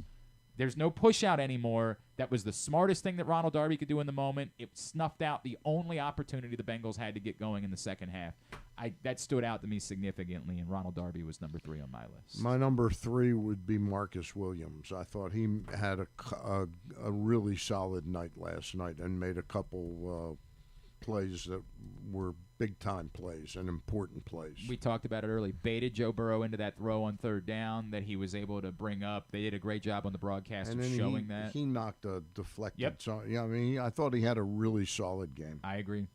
Didn't make my list, but I strongly agree. Number 3 is where I'm going to put Todd Monken tonight. Okay. They ran the ball really, really well in the second half, running for over 100 yards. KZ pointing it out. I was trying to figure out where I wanted to put, first quarter McCary compared to the rest of the game, because I was considering putting McCary here because the first quarter did not look good, and maybe it was just a thing of he had to he was a right tackle last week. Now he's shifting over to the complete opposite side of the line, so maybe he needed a quarter to adjust. But also, as KZ pointed out, they kind of helped out the offensive line after a very dreadful first quarter and then some. Just the way they were able to run the ball in the second half and figure it out and really put this team away. I feel like they should have. Tremendous adjustment to help with an offensive line that was struggling to start the game. I'm good with it. Again, didn't make my list, but I'm completely good with it. Number 2, and I really wavered. I was struggling which one would be number 2 and which would be number 1 for me. I went at 2 with Odafe Oweh from Next Gen. You brought this up earlier, Stan. Yeah. Next Gen stats from the NFL. I'll just read this. Odafe Oweh generated a career-high 7 pressures and 35% pressure rate, 5 of which came in matchups against Orlando Brown. Oweh has generated a 15% or better pressure rate in 5 straight games since returning from injury. Odafe Oweh's not there. He's not, Myles Garrett. He's not, TJ Watt, anything like that. But the guy that we've been seeing in recent weeks is a difference maker, is a legit player, and finally sort of justifying the way that the Ravens used a first-round pick on him. Odafe Oweh, I thought, was really good last night. He's my number 2. That's my number 2 as well, is Odafe Oweh, and I don't really have to say anything else because you said it better than I could. He's been great. Yeah, he's been really, really great, and he might be on the way to being a Myles Garrett or a TJ Watt. We'll see. We'll see. My number 2, I put Brandon Stevens right here at number 2. Well, look at you. Yeah, he had a very good night. He did have a good night. I agree. He did. It's funny. He didn't make my list. So you don't know this, Stan, but Griffin is like the biggest Brandon Stevens hater on the face of the planet. This is a moment for Griffin to put Brandon Stevens on his list. Kind of like the way you came around on Trevor Siemian many years ago. I strongly came around on Trevor Siemian. You guys love my Stan and Kyle Ottenheimer were like the kings of the Trevor Siemian Weird. fan club, and I just kept thinking to myself, like, what am I missing here? It was it was my attempt at a fire festival. Okay, that's what it was. I was a fan club. I was trying to get members to pay me to be members of the fan club. The secondary is, probably my biggest concern going into the game, and alongside Ronald Darby, the reason I was big on starting, Joe Burrow and Tyler Boyd in my fantasy leagues this week, they made one of the best receivers in football, a complete non-factor, and a large part of that was Brandon Stevens. Did you see Jonas Schaefer's tweet citing Next Gen Stats? He lined up against Chase went up against Stevens 22 times last night, and he was targeted just 3 times with Stevens in coverage. The one catch was the touchdown. He was really good. He was. I mean, again, I didn't put him on the list, but a guy that I wanted to put on the list. He was really, really good. Thank you for being willing to acknowledge that. Thank you. I know that probably do it again. It probably hurt. hurt. It did. It does hurt. I have to do that. For me, number 1 was Odell Beckham.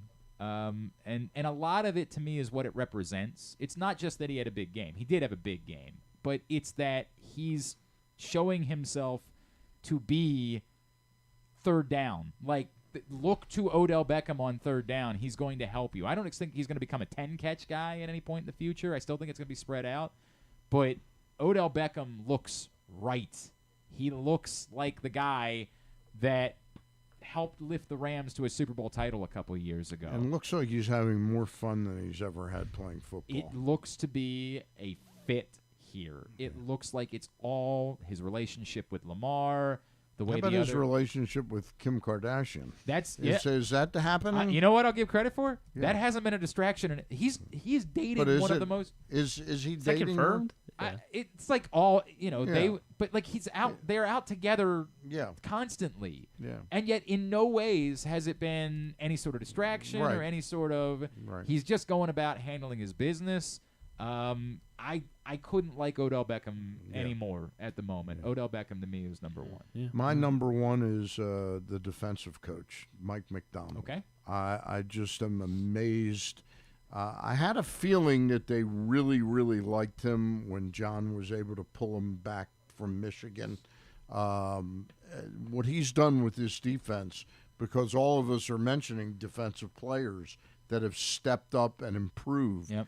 I don't know what his secret sauce is, but he's really and we've witnessed some great defensive coordinators here. Doubt.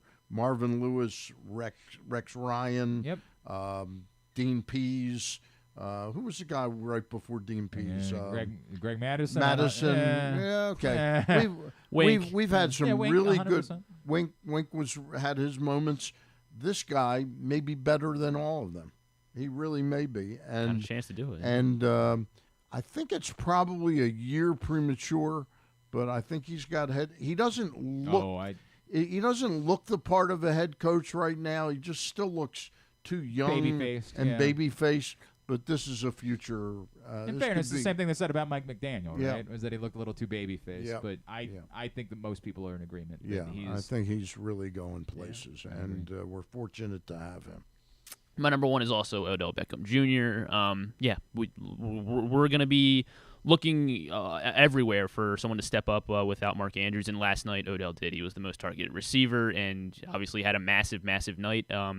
That phantom holding call obviously was, I guess we'll stop talking about it, but he rectified it. So, Odell Beckham Jr. All right, very good. Those are our pats on the ass. We're going to get them up at glennclarkradio.com here in a little bit. So when we come back in, we're chatting with Dr. Chao? Correct. All right, Dr. David Chao, former Chargers team doctor at Pro Football Doc on Twitter, SIC Scores. We're going to chat with him about Mark Andrews and about the hip drop in general. We're going to have a conversation about that next. Stan the Fan is here. It's Glenn Clark Radio.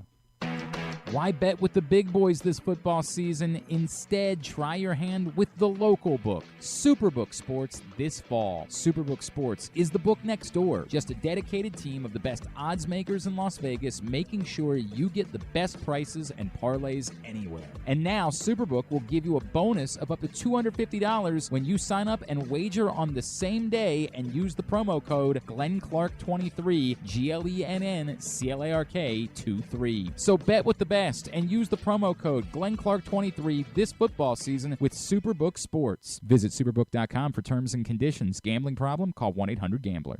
What's up, everyone? It's Tyus Bowser, and I've had so much fun hanging out with Rita and putting up with Glenn the last couple years that I've decided to do it again. Season 3 of the Tyus Bowser Show is happening this year, as we'll be all over town, giving you the chance to get to know me and some of my teammates. As we talk football, life in general, and just say what needs to be said. You can find out more about the show by going to PressBoxOnline.com/Bowser. If you don't live in the area, you can watch the shows live on Facebook and YouTube. And if you miss one, you can listen Friday nights at 105.7 The Fan. So we'll see you all season long for the Tyus Bowser Show, a partnership of PressBox and Great Ace Memorabilia. The next Tyus Bowser Show is Tuesday, November 21st at Mother's North Grill in Timonium. It's brought to you by Superbook Sports, AJ Michaels, and HelpMyGamblingProblem.org.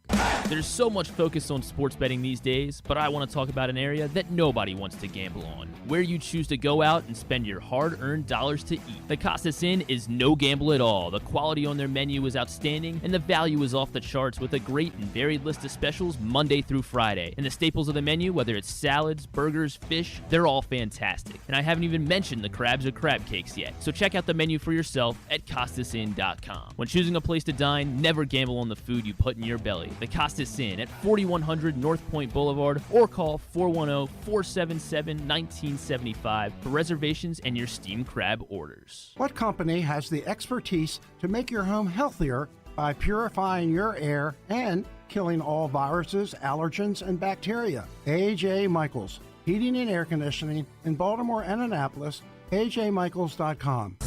Visit Harford County. Gear up for the holidays by supporting local with Small Business Saturday on November 25th. Take in the dazzling sights of the season with a Ladue Christmas at Ladue Topiary Gardens. Enjoy holiday lights, sing along to holiday songs, reserve a carriage ride, and sit on Santa's lap in Bel Air's Winter Wonderland, happening every Saturday from November 25th until December 16th. Nothing sparks that holiday joy quite like a festive parade. Head to visitharford.com and click on Events to see the full list of parades and so much more. In Maryland, you're welcome.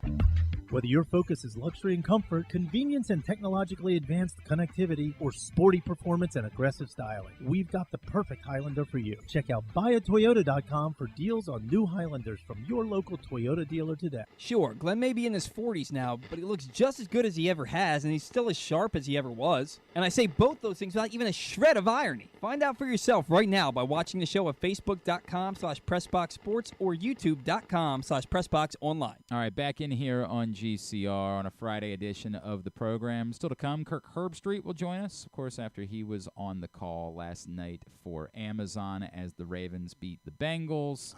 This is the first time I didn't want to talk to him. Oh, that's how that was. I was trying to figure out what it was. Yeah, I was remember hoping how it wasn't I a Tirico. said I'd be late? You know, right. I was hoping that wasn't a Tirico thing. It was it's the other way around. This decision was mine. Yeah, right. So Stan is going to abstain from chatting with.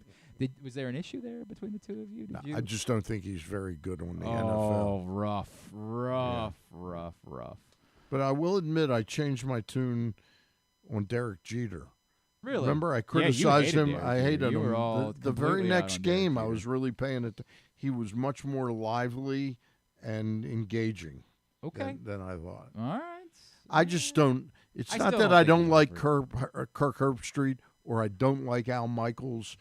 I just don't think there's Yeah, any chemistry in that booth at all. I understand that feeling. And if I were making a decision to change the booth by one person, it would be to get rid of Al Michaels. He's no longer at the top of his game. Disinterested. You know, like he just doesn't seem like he's. Yep. I was hoping that like last night. I think he was better last night than he had been for a lot of these games. I know you didn't get to see the broadcast. Yeah. I think the quality of the matchup brought a little bit of that out of him. Yeah. Whereas he can't feign his way through. I've got to do Bears, Panthers. Atlanta, I have no interest in being here. Right. And remember when he was at NBC, when they would get a dud game, he could just say, well, "I'll let Tirico have this one." Right. They're having him do every game, including all of the duds with Amazon, and he can't feign his way through it anymore. What's he get per game? It's a great question. I have to see if we can find that out. Unfortunately, some bad news for the Ravens and, well, for the Bengals too, obviously, last night in the injury department, as it looks like Mark Andrews is done for the season. Joe Burrow gets hurt as well. Let's talk about that, and let's talk about this hip drop discussion as we welcome back into the program our friend, unfortunately typically bearer of bad news. He is Dr. David Chao. You see him on Twitter at ProFootballDoc.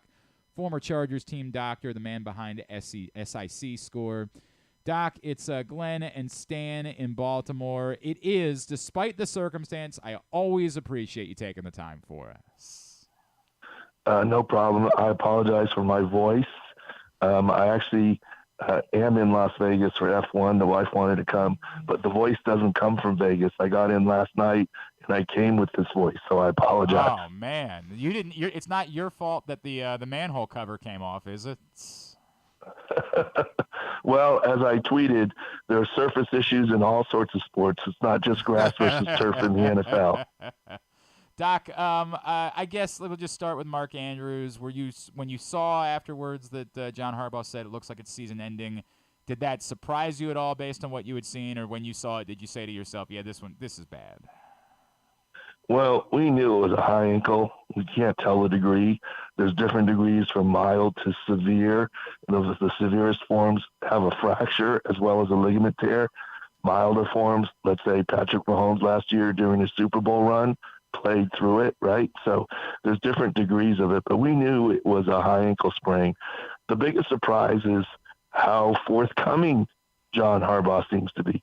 He doesn't always just say things like that, right? Mm-hmm. I mean, he couches things a little bit, which is his prerogative, coach speak, and he's doing what's right by the team. So I am not disrespecting him. I'm just making the observation, and a lot of coaches do it. But let me deliver some good news to Ravens fans. Until we look at the MRI and perhaps the X-ray, I think it's reasonable to think that he's done with the high-level high ankle sprain, done for the regular season. But I wouldn't necessarily rule out playoffs yet, and maybe that's my good news to Ravens fans. Okay, you saying it's non-zero, that like if they look at it more and it's not as significant of a grade, that there is a chance that he could work his way back, and if the Ravens make a deep run, he wouldn't just be significant or definitively done. I think that's correct. I don't know that he's definitively done. I think he probably is definitively done for the regular season. Right. For the playoffs, that remains to be seen. Okay. And you have to understand, we all know what kind of player Mark Andrews is. He's a great player. He's quick, all this stuff. But he's a big-bodied guy. He's not Zay Flowers, right? Zay Flowers would have a harder time returning just because of how he needs to play to get open. Mark Andrews can do a lot if he's 80% on that ankle. So we'll have to see. Dr. Chao, does the fact that Mark Andrews is a diabetic, does that have any impact on how he will ultimately heal from this?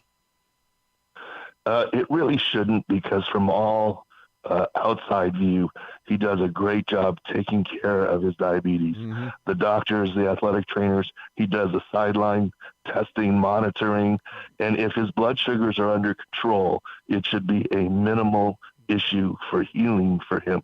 Dr. David Chao is with us here on GCR.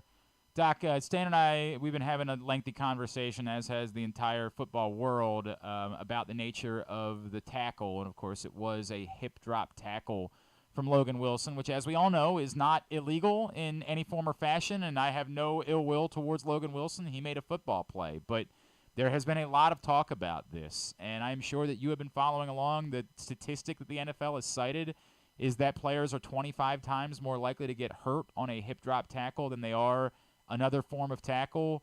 In your view, knowing what you know both about the league and about medicine, do you feel like it's time for the hip drop tackle to be removed from the game of football? From a medical perspective, yes, absolutely 100%. But I think there's a football side of it. There's no question hip drop tackles can be dangerous, and you land on the back of someone's foot like yesterday. And it's happened a lot before. I've been talking about it for years. Kendall Drake, when he was with the Raiders, had a hip drop tackle, high ankle, and fracture, ended his season. And he talked then about banning the hip drop tackle, and we supported him. However, replay the Logan Wilson tackle. What do you want that man to do? He's got him around the wrist, around the waist. I mean, you want him just to drag along and let him score the touchdown? Okay, if that's the way the league wants it, that's fine. I think there are issues of how do you adjudicate it and how do you want people to tackle, right? I mean, I think they could certainly legislate out the more egregious hanging on by dear life and swinging purposefully your legs to land on the back of somebody. But if that's just your momentum, I think that's the part where the league is trying to figure out in the competition committee. From a pure danger standpoint, yes, you should. From a pure danger standpoint, what's the difference from pulling on someone's long hair or dreads and pulling them to the ground versus a horse collar tackle and pulling them to the ground? Same injury issue, but one is legal, one is not, right? Pulling hair is legal to the ground. Pulling on the horse collar is not. So there are idiosyncrasies in the NFL rules. It's interesting to me, Dr. Chao, listening to you, because this is the one play that they're talking about banning where I don't think the player has any intention or is just being stupid. It just seems like it's in the middle of a play, and as you said, what's he supposed to do at that point in time? I don't know how you exactly legislate this out of the game. I don't know either. Perhaps the only thing that you can do, and I know football fans would not like this, but maybe it helps for injury, there might have to be a trade-off. If you're going to outlaw drop tackles, then you might have to put in place a very quick whistle when someone's arms are around someone's waist. Okay. Even it out. You know what I mean? Mm-hmm. I mean, just to even it out a little bit. No, like a forward progress type of thing. That's something that we've been talking about. If you're clearly stopping forward progress, then maybe that's it, right? Like, we don't want to have this play end in another way. We want to just go ahead and And I'm sure, to your point, Doc, there are people who will say, well, that makes it flag football, but I don't think that we want to keep seeing players sidelined like this and their lives altered. If I could, on the flip side of last night, Doc, the good news for the Ravens is they probably put the Bengals away in the AFC North, but the Bengals are still the Bengals. What do we make of Joe Burrow and what you saw on the sideline with his wrist and what that timeline might be? Because there's still a part of me that says, but if they get Joe Burrow back in a couple of weeks and they can survive long enough, they could still probably be a threat in the postseason. Well, it all depends on what he actually has, right? And that's unknown. The term wrist sprain is a garbage basket. It's like knee sprain. Is it an ACL? Is it an MCL? Is it a meniscus? Is it patella tendonitis, right? The knee sprain, it can mean a lot of things. Wrist sprain can mean a lot of things. In our looking at video, there was no significant trauma. Of course, there's an investigation that's routine in the NFL, especially for quarterbacks. But if it is, let's say, to me, it's something that's flipping out of place, whether it's a piece of cartilage in his wrist or a tendon that's subluxing. If it is a wrist cartilage tear, TFCC tear, there's meniscus, quote meniscus, in the wrist like in the knee. Many a player has a knee scope and trims the meniscus and returns. It's not impossible, if that is the case for Joe Burrow, to have a wrist scope and return in December sometime. So we'll have to see, and I'm sure there's an MRI incoming and more information. All right. I just if I could knock them out with you really quickly. We thought the worst when we saw the Marlon Humphrey thing last week, and then a couple days later we find out it's just a calf strain. It's not the Achilles. He didn't play last night, but how good of news was that for Marlon and for the Ravens, and when do you think we might be able to see him? Anything short of an Achilles is great news. And by video, we had that worry. But it's a lower calf strain, and let's just hope that he can get better and takes his time and returns. Let's hope this doesn't turn into, and I'll say it so it doesn't turn into it, a Kevin Durant situation. Hopefully you just we speak that out of existence at that point by addressing That's right. Hey, That's right.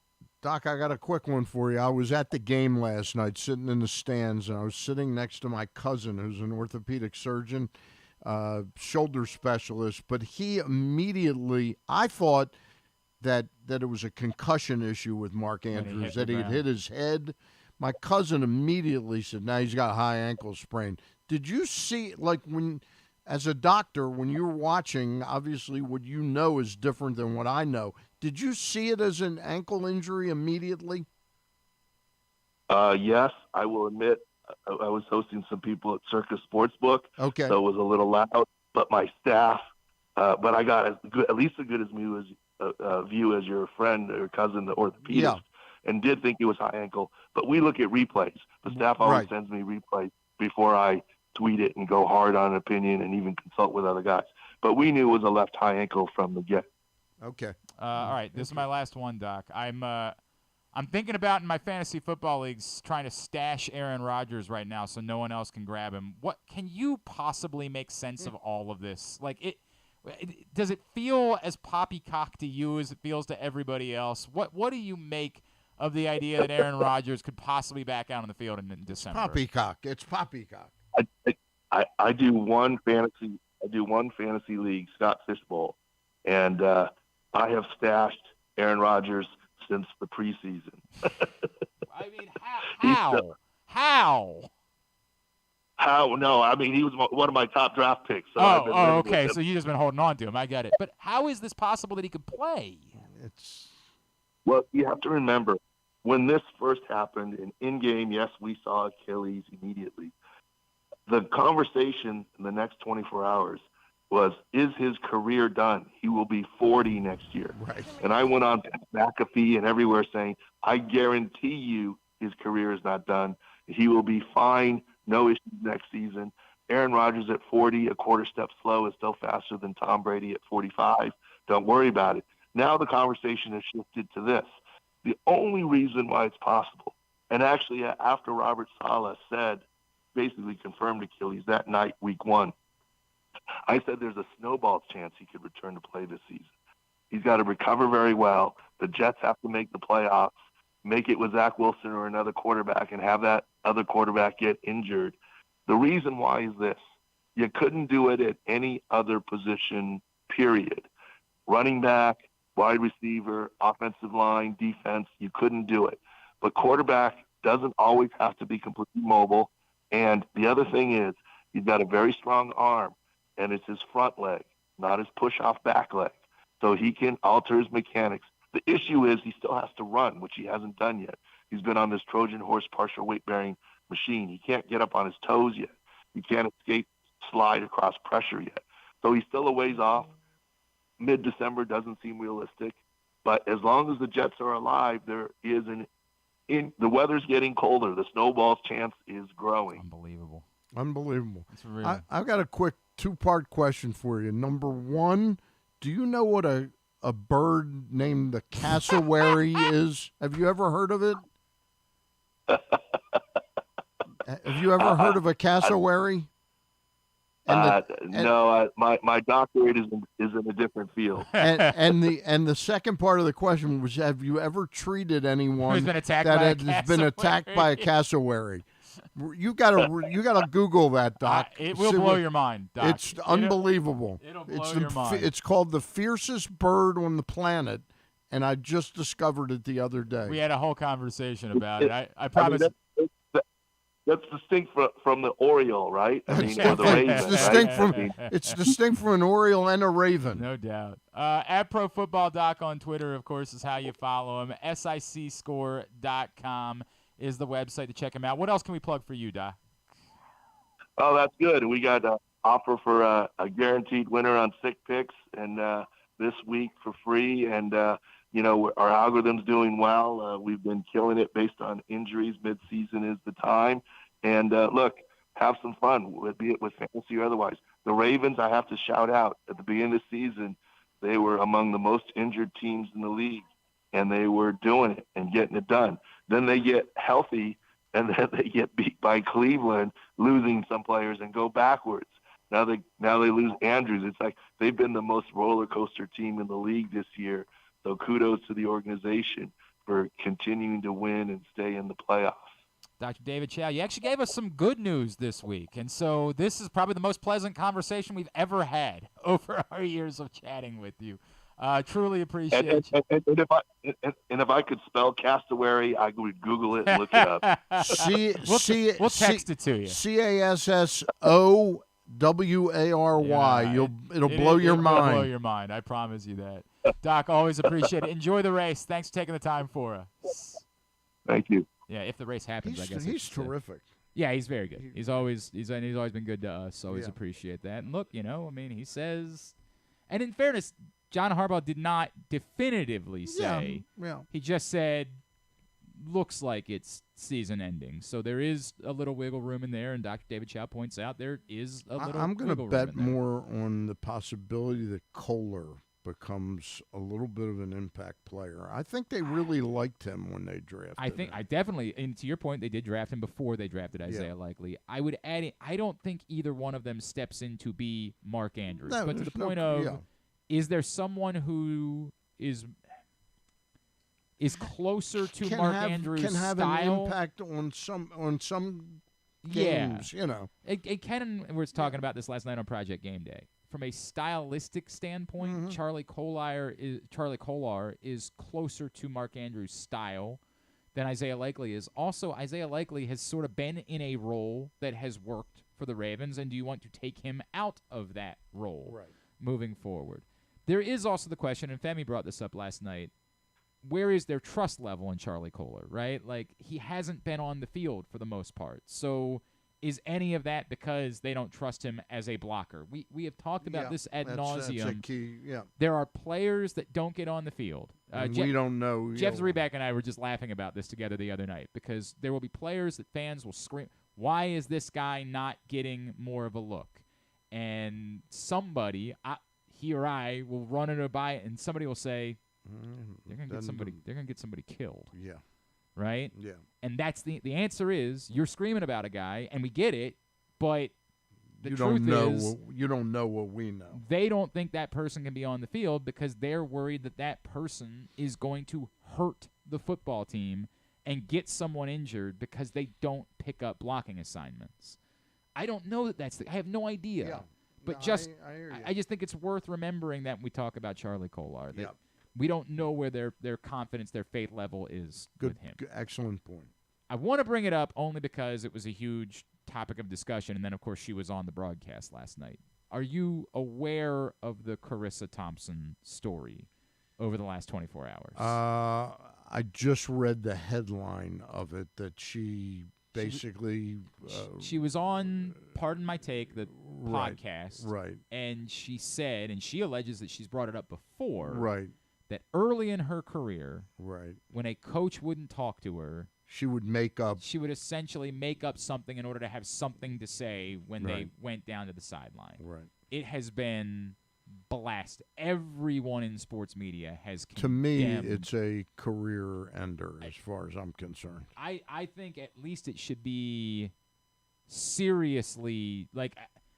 Is there a world where Carissa Thompson could have a role moving forward? I don't know. Yeah. But, like, I thought it was unbelievable that Amazon just said, go right out and work. And then apparently when people were reaching out for comment, their response was, well, she said it was something that happened 15 years ago. Right. Like, that addresses it That in means any way. we can trust her now. That it's an egregious error, and it's really, what it really does?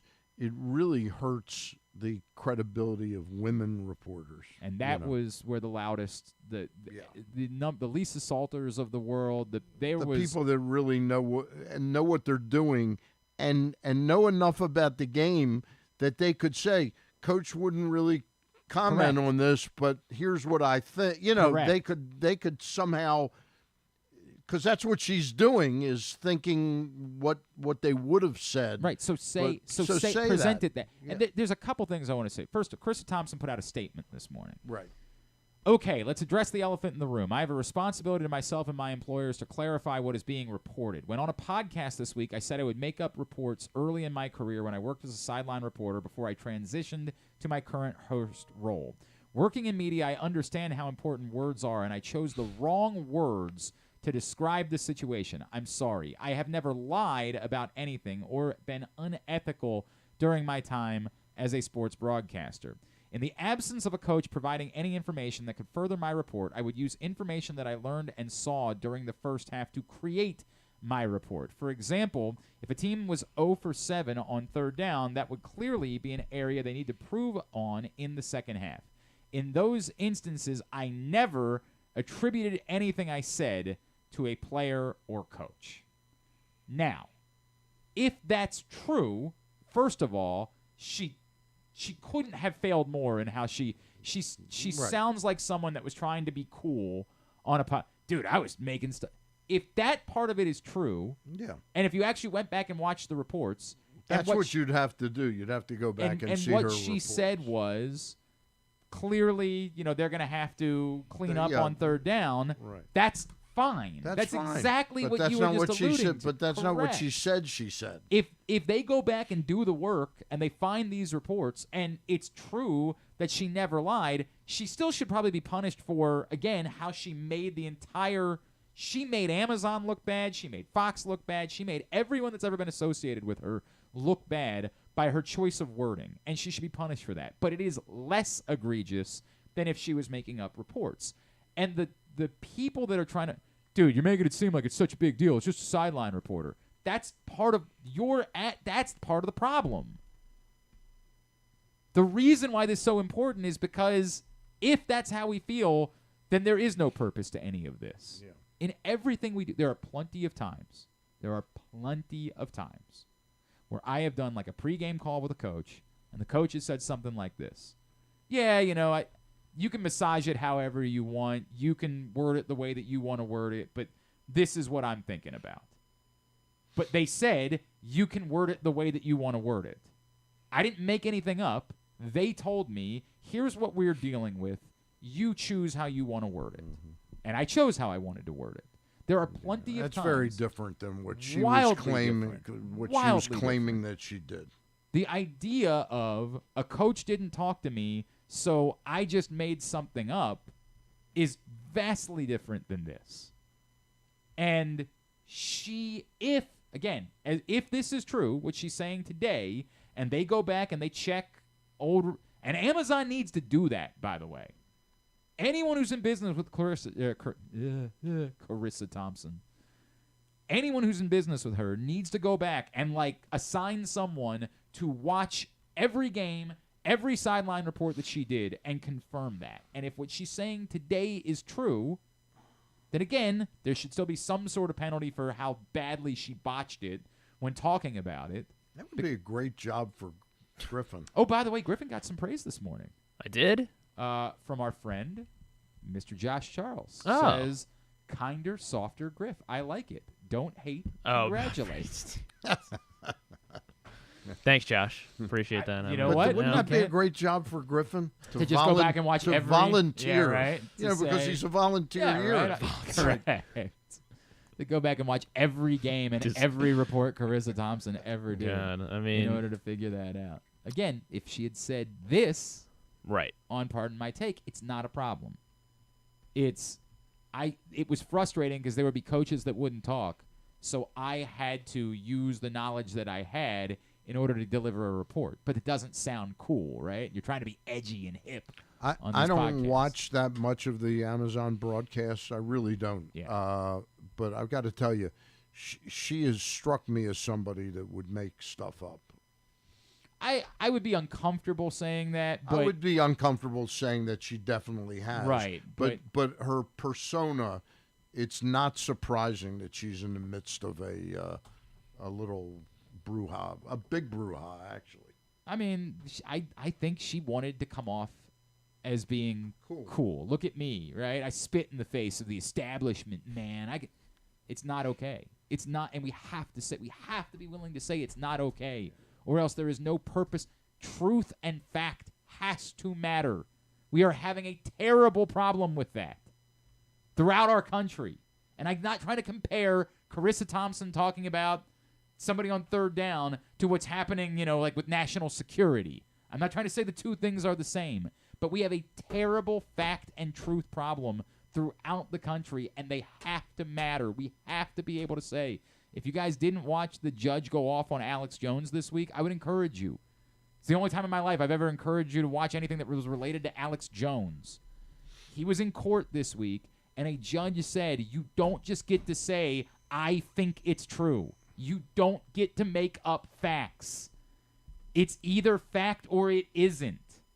That's the way it works. Is this where he was trying to get out of paying, saying that he can't pay what he's supposed to pay to that family? Fact has to be fact. You don't get to say, I feel like it's fact, or I think it's fact, or anything like that.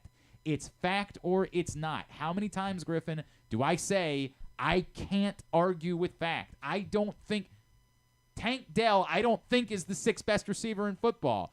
But ESPN's analytics crew says Tank Dell He might is. be.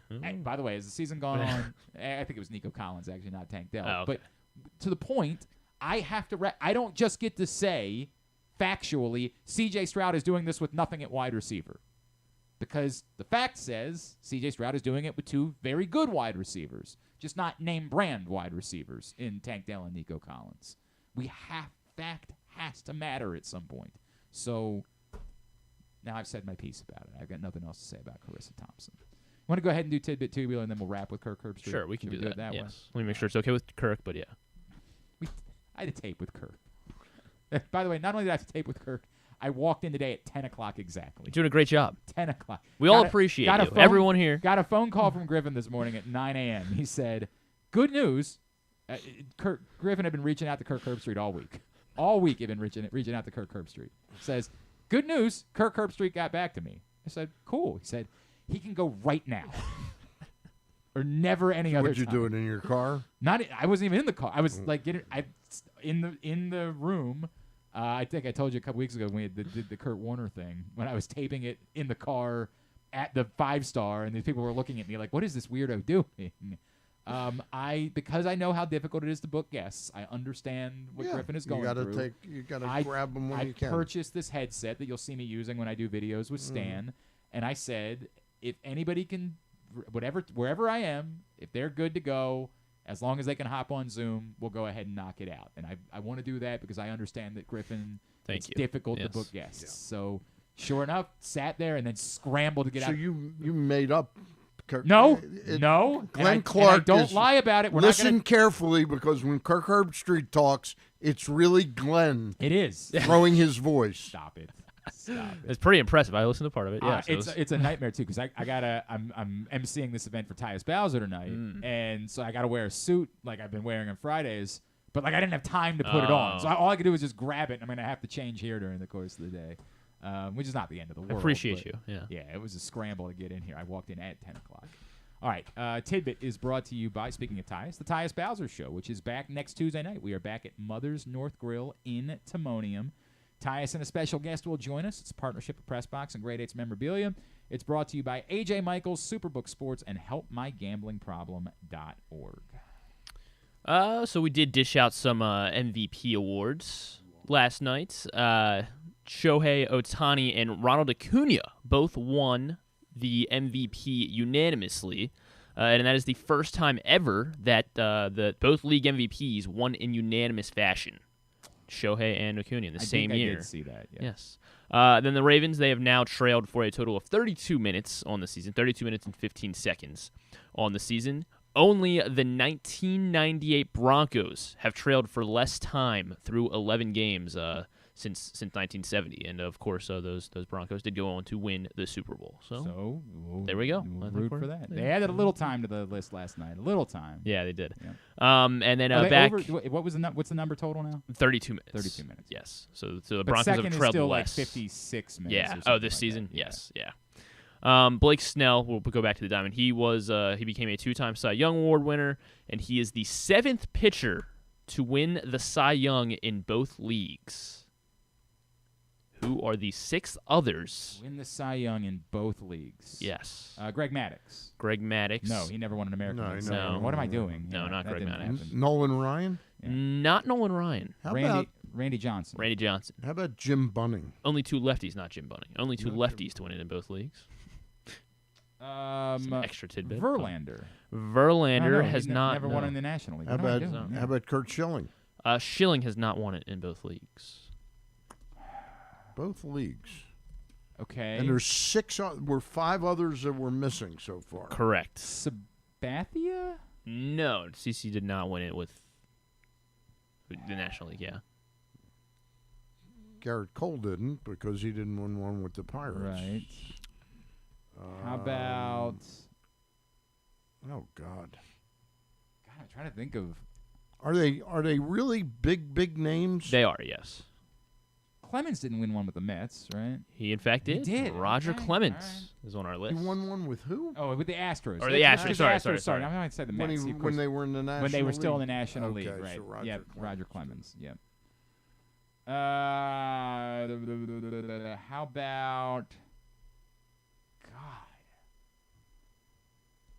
Dennis Eckersley never in the National League. Pedro Martinez. Pedro Martinez, Pedro yes. Martinez. Pedro Martinez. Excellent.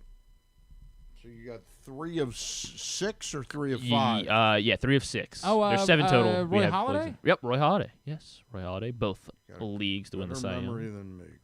Toronto and Philadelphia. 2 more. Dos más. I feel like this shouldn't be this difficult. I Right. don't know why I'm struggling so much with this. David Price wouldn't have had an NL one. Because he didn't win one with the Dodgers. No, he did not. David Cohn didn't do it. David Cohn did not do it. I'm really... Gaylord Perry? Gaylord Perry, correct. With I know he won the one with San Diego. the Cleveland baseball team. And Phil Necro? And then, no, not Phil Necro. Yes, and San Diego. Missing one? We're missing one. He is the... Before Snell, he would be the most recent. The most recent? So that'd be after Holiday and before Snell. Max Scherzer. Max Scherzer. Oh, Well done, Stan. right, of course. Max Oh, Scherzer. son of a bitch. Good job. Good job. That was a good question. Yeah. Well done. I mean, I was wrong about 12 times. Yeah, correct. But before you I got eventually one got there. You eventually got there. Tidbit was also brought to you by your local Toyota dealer, buyatoyota.com. The Toyota Tacoma comes in a range of models and trim lines, so you can choose the perfect Tacoma to reflect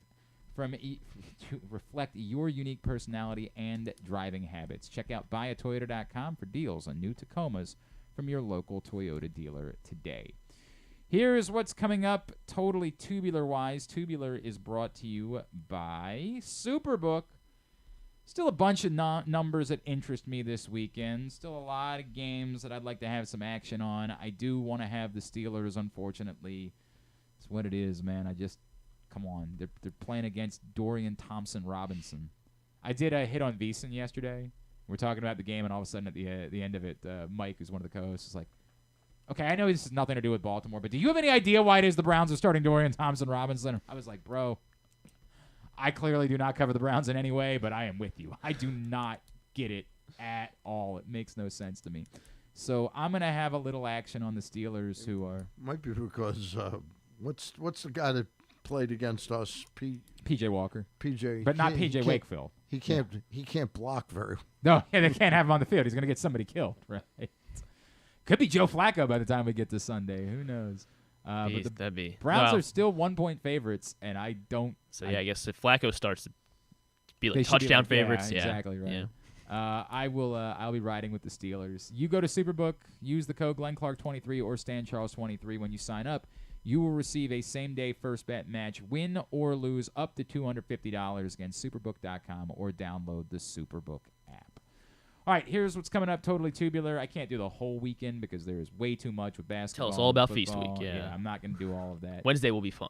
Tonight, Maryland-Villanova hoops at 8:30. I guess Villanova not quite as good as everybody thought they were. Maryland certainly not, but Villanova losing to Penn the other night. Wow. Yeah. Villanova lost to Penn. Villanova lost to What Penn. is the spread in tonight's game? That's a good on question, Superbook? Stan. Let's find that out. I'm going to real guess quick. Villanova by 6. I'm going to say, that sounds about right. Yeah, it's exactly 6. Wow, Look at you. Stan's setting Look lines at over you. here. Villanova by 6. I just got hired as an odds maker. right, with it's Superbook. Superbook. That game is 8:30 on Fox Sports 1 for Maryland and Villanova tonight. Towson, of course, lost to Houston last night. It is what it is. They did cover. Look at that. They play Wake Forest Those boys. tonight at 7 in Charleston. All about the cover. It absolutely is. That's on. Did you have Scary some, knows Did you that. have a little action? No, on I it? didn't. Oh, okay. Yeah, but now I know moving forward. Right. Pat Scary's covering my ass. That's on ESPNU this evening at 7 o'clock. They take on Wake Forest. Tomorrow, big noon kickoff from College Park, then Michigan, Maryland at noon on Fox. Navy hosts East Carolina at noon. It's on ESPN News, oddly, is where you find that game. Towson's at home for their season finale tomorrow against Rhode Island at 1 o'clock. It's on Monumental. Morgan wraps up the season at Howard at 1 on ESPN+. Johns Hopkins in the NCAA tournament tomorrow. They host Western Connecticut State at noon. Stevenson plays a bowl game at Ursinus. You can watch it on Ursinus' website. Loyola basketball tomorrow at 11 a.m. against Sacred Heart at UMBC. Don't go to Reitz Arena to watch the game. They're playing it at I know. Why? Because the arena's so nice over there. It's what they did is that in order to get what they call them, what are they called? MTEs. These multiple team. You can get more exhibitions. games if you play in an event that's established as what's called an MTE. Okay. So this weekend, UMBC is playing Sacred Heart now. Tomorrow, Loyola plays Sacred Heart, and then Sunday, UMBC plays Loyola. So it's all multi-team events. All at UMBC. They're all at UMBC. So as silly as it is, Loyola is playing Sacred Heart tomorrow, but they have to go to UMBC in order to do it. It's a very difficult thing. It's a hike, yeah. Yeah. All the rest of the college everything else for tomorrow you can find. Sunday, the local TV games. CBS, Steelers, Browns at 1. Jets, Bills at 4:25. Fox, Giants, Commanders at 1. Of course, Sunday Night Football, Vikings, Broncos at 8:15. And as Stan brought up, the MIA football title game Sunday at United Stadium. The B Conference, Concordia Prep, John Carroll at 2. The A Conference, McDonough and Spalding at 5. They'll be streamed on YouTube as well. Maryland women host Syracuse at noon on Big Ten Network Sunday. Loyola UMBC at 1 on ESPN+. Towson will play again in the Charleston Classic, but we won't know any of the details until after tonight's game. Non-sports highlights. Yeah, quite a bit. Let's see. Scarlett Johansson is on Fallon tonight. I'm not sure why. I thought I looked it up. She's suing an AI company. That's why. I don't know if that's why, but she is. That's the news related to her. Okay. I got nothing here. Dashing Through the Snow. This is the ludicrous Lil Rel Howery movie on Disney Plus, where Lil Rel Howery is Santa Claus. Yes. There's also apparently a Jason Biggs Christmas movie on Netflix, and I was like, Jason Biggs is still alive? Who knew? On Apple TV, Monarch: The Legacy of Monsters. This is a Godzilla TV show, essentially. It's on Apple TV Plus. Kurt Russell's in it. Anders Holm is in it. And yeah, it is random. And essentially just continuing the story of, Godzilla, the King of Monsters, and that. It's called Legacy Monarch: Legacy of Monsters on Apple TV Plus. Peacock has the Please Don't Destroy movie. The Treasure of Foggy Mountain. They released the opening scene essentially. It was very funny. Has anybody reviewed it? Maybe I should watch it without review. Conan is in it. He plays the dad of one of the guys, and it was pretty. The opening 4-minute scene that they released was pretty good. On Prime Video, Twin Love, new series. This is hosted by Nikki and Brie Bella on a twin dating show. Sure. So twins have to try to match up with. They're going to be put in separate houses, and they have to try to match up. The twins have to try to match up with the same pair of twins. Thank you. I'm good. Blue Beetle, the DC movie, comes to streaming. It's on HBO Max. And Jason Momoa will be hosting Saturday Night Live tomorrow night. All right. The 72nd Miss Universe tomorrow night as well. You can't miss that. On the Roku channel, hosted by Olivia Culpo and Maria Menounos. Sure. Can't miss that. Can't miss it. All right, very good. There is no bat around tomorrow. There will be a new form of the bat around starting next week, and we'll tell you more about that next week, but there will be no bat around tomorrow morning. But Stan, you will be back on Monday. Yeah. With Ross and Luke. Ross and Luke. Very good. Ross and Luke on Monday. Of course, at Stan and the Fan. no second.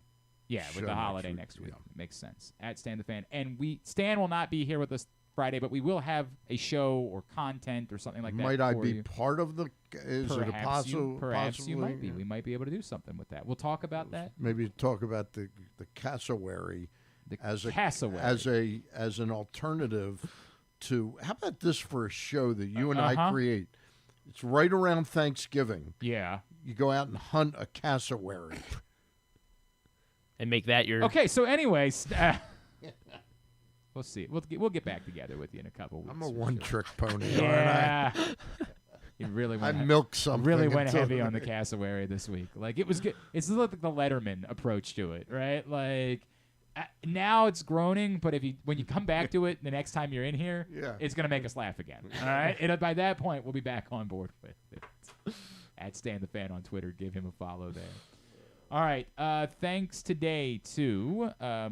Kirk Herbstreit, who you're about to hear from, Dr. David Chao, Bo Smolka. We'll get all of that up in the greatest hits section of the Oh, my God. It's so good. tab at glennclarkradio.com. We'll be back on Monday with Stuff and Things.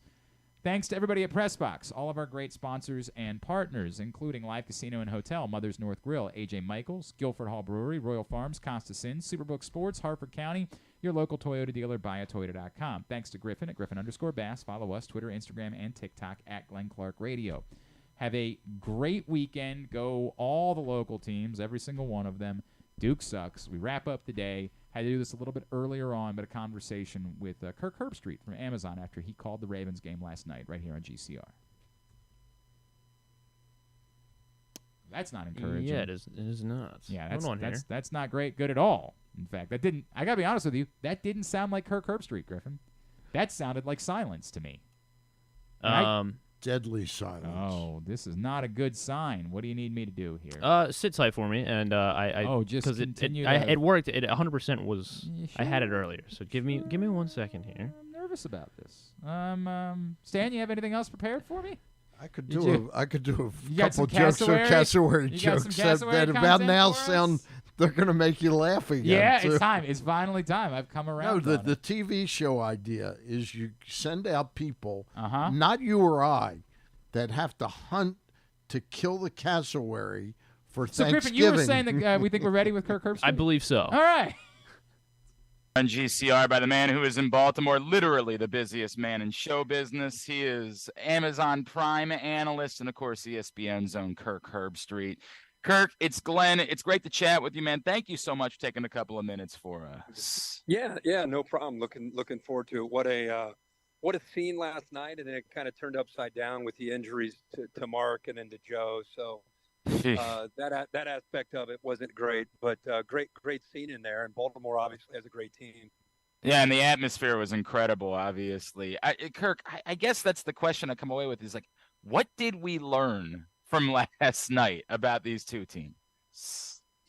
Well, I think going into it, I think I already, at least from watching tape and watching them play all year, I think Baltimore is one of the best teams in the league. And I think if you look at the way they play, they really haven't played a complete game on both sides of the football and play up to what they're capable of doing.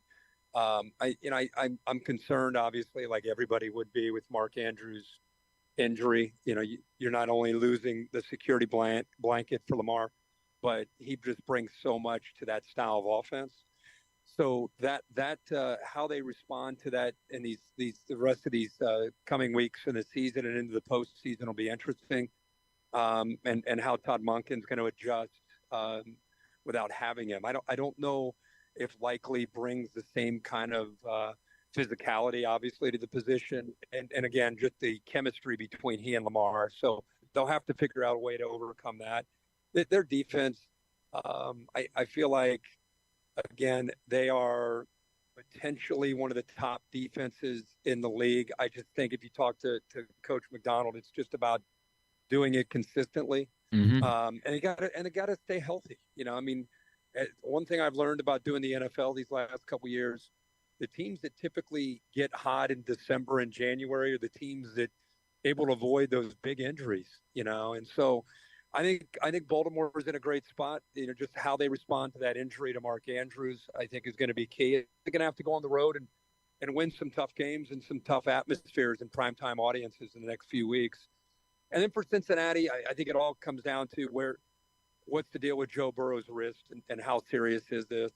They're devastated with losing the game, another AFC game, another division loss for them. You look at them at 5-5, 7 weeks to go, and you look at their schedule, it doesn't get much easier. So I think right now it's just find out where Joe Burrow is, find out if he's out for the year or for a few weeks or how serious this is, and then trying to basically pick up the pieces and try to get their confidence back. They had won, 4 in a row before they lost last week to Houston, and then to go on the road and lose to Baltimore and to have that injury. I think they're kind of devastated in the last couple of weeks. Understandably so. Kirk, if I could follow up on two pieces of that. One, as far as, not having Mark Andrews, This is about as competent of a group of receivers as the Ravens have had in a very long time. I'm not trying to suggest they're the Philadelphia Eagles wide receivers, but we saw Odell Beckham. He looked great last night. Zay Flowers are making the plays. And we all know the talent of Rashad Bateman, and we've seen it in doses, right? If Rashad Bateman could take another step forward in the red zone on third down, could that really be the answer to how they go about replacing Mark Andrews? Yeah, and I'm glad you brought that point up. I brought it up during the telecast. The reason that Lamar, I think, with Todd Monken has a chance to have a monster year is you could still run the football. And I know it starts with their running game. But the difference is with the perimeter. I mean, they once they signed that big deal to Lamar, they did a really smart thing by going out and adding pieces, not just with the rookie Flowers, but bringing in OBJ. And if Bateman can get healthy, I like your point about him becoming – an answer down there. And just talking to Monken this week, I think they're really confident that OBJ, as we've seen in the last couple weeks, hopefully he's okay, because I know he got a little bit dinged when Logan Wilson caught up to him. But if he's okay, he and Bateman been dealing with some just nagging injuries that not allowing them to get some timing and rhythm down in a new system, and being able to get in with Lamar to be able to make those throws seamless where you don't have to really work at the timing and the rhythm of it. So I think that's going to continue to get better. But I just don't think there's anything you can do. Likely's going to be the guy that more than likely, along with Kohler, that'll have to step up. And I like in the red zone, Likely's got great length and size. We did the Baltimore-Tampa game last year, and he had a monster night. He's almost more of a receiver where you can flex him out, try to create a matchup against a linebacker or a safety. So he can help you in that area. But I just mean, you've watched him for 6 years. I mean, Mark Andrews is one of the best tight ends in the entire league. And whether it's red zone or third down, he's going to create a favorable matchup. So that's what they'll be thinking about over the next week or so before they get ready for their next game, is trying to figure out different options in those critical areas, third down and red zone, and who can step up. But I like that idea about Bateman. Kirk Herbstreit is with us. He's on his way to Harrisonburg, of course, for College game day tomorrow. Kirk, the other thing about the Mark Andrews injury is, of course, the controversy surrounding the hip drop tackle, and you guys addressed it on the broadcast last night. And I'm not look, that is as of right now, that is a legal tackle. I am not, trying to get after Logan Wilson about it. But does it feel like it is time for the NFL to address this? And do you feel like that's going to be out of the game in the coming years? Yeah, a couple of things there. I think number one, the game gets tougher and tougher for a defender. You sack the quarterback and you're like, okay, I can't hit him low. I can't hit him high. You have to delicately put him down. You can't bring your weight down on him when you sack him, because if you follow through on the sack, that's going to be a roughing the passer. If you can't hit a defenseless player, now you're going to take away the hip drop. For me, I'm all about player safety. I'm all about the rules and what we're trying to do. That hip drop is awful. You see it in high school football. You see it in college. Typically, it's a guy that's in high school and college. It's the biggest guy, the strongest guy, and he's able to use his momentum and his size and strength to get, if he's behind a receiver or ball carrier, and bring him down. And you always worry about that ankle or that lower leg snapping, because of all that weight and momentum that's coming down on him. And again, Logan Wilson isn't trying to do anything, but it's an example. And this new era of football, this is a tackle that needs to come out. And there's different ways to bring a guy down from behind without having to do that hip drop. So I think the NFL will look at that. There was a big stage for that big of a play to happen. And I think that'll just reinforce the move to try to eliminate that in the future. So tough. It's just, think about the days of Chuck Cecil and Steve Atwater and all those big safeties that just used to annihilate receivers coming over the middle. And we have a new generation of player. They just have to, you can disagree with it, but you just have to buy into the new way of playing the game. It's very frustrating, I know, for a lot of people. Kirk, when you say that there's different ways to hit somebody in a moment like that, because I do think there are a lot of people that are feeling that, hey, what is a defender supposed to do? But is the answer not you have to run through the receiver in that situation? That's how you tackle him in that spot. and that's the way it's going to be moving forward? Well, I think you grab him without bringing your lower body into his lower body. Okay. You can still grab around the receiver or the running back, and with both your arms, and then just bring him to the left or to the right. You just can't get your lower body and all your momentum up onto his back, and then that's what creates that, that chance where you can roll, and just bring all that force down on a guy's ankle or his lower part of his leg. You mentioned, Kirk, the defense, and I think we saw a few missed tackles in the first quarter, or the first half anyway. There were some moments that looked kind of sloppy. I wonder if you got any sense at all for the Ravens being a team that just has a really late bye week this year. And is there something to be said for this might just be a team right now that one can benefit from having this weekend off ahead of the Chargers next week, but more so it just really kind of looks like a team, as good as they are, that is due for a bye week to kind of refresh a little bit. Yeah, I think that's fair. I don't, with the missed tackles, I think one of the things that you have with the Ravens is you have a lot of speed, a lot of team speed. And when you get in space and you're overly aggressive, sometimes against good players, they can make you miss. And one thing that would concern me is, the Ravens have one of the better run defenses, and the Bengals had one of the worst, in fact, the worst run offense in the NFL. And they were able to get up with their double teams and work up to those linebackers. Yeah. We know about Roquan and how good he is, and Queen obviously is really good, but those guards were getting up into their face. And so I wouldn't be as concerned about the missed tackles, but anytime you can get a refresher, a chance to regroup around whatever we are. I don't even know where I am right now. What is it, week 10? Week 11, yeah. But a chance, this is the bye comes at a great time, or the extended time off comes at a really good time to just kind of catch your breath and get healthy and do a little self-scouting and just try to really reiterate some areas where, hey, we're doing really well in this area, but let's raise the bar in this and this and this area. So, yeah, I think the timing of this Thursday night game hit at the right time for Baltimore. So I'll as I know I need to let you go here in a minute or two because you got, again, a million jobs to do, Kirk. I'll reiterate it this way. The Ravens, without Mark Andrews, to you, are they still capable of being a Super Bowl caliber team? Yeah, I want to reserve judgment until I see him. I think with Lamar Jackson healthy, with OBJ and Bateman and the rookie Flowers, there's enough firepower there and enough balance there. I feel like their style of football goes into December and goes into January.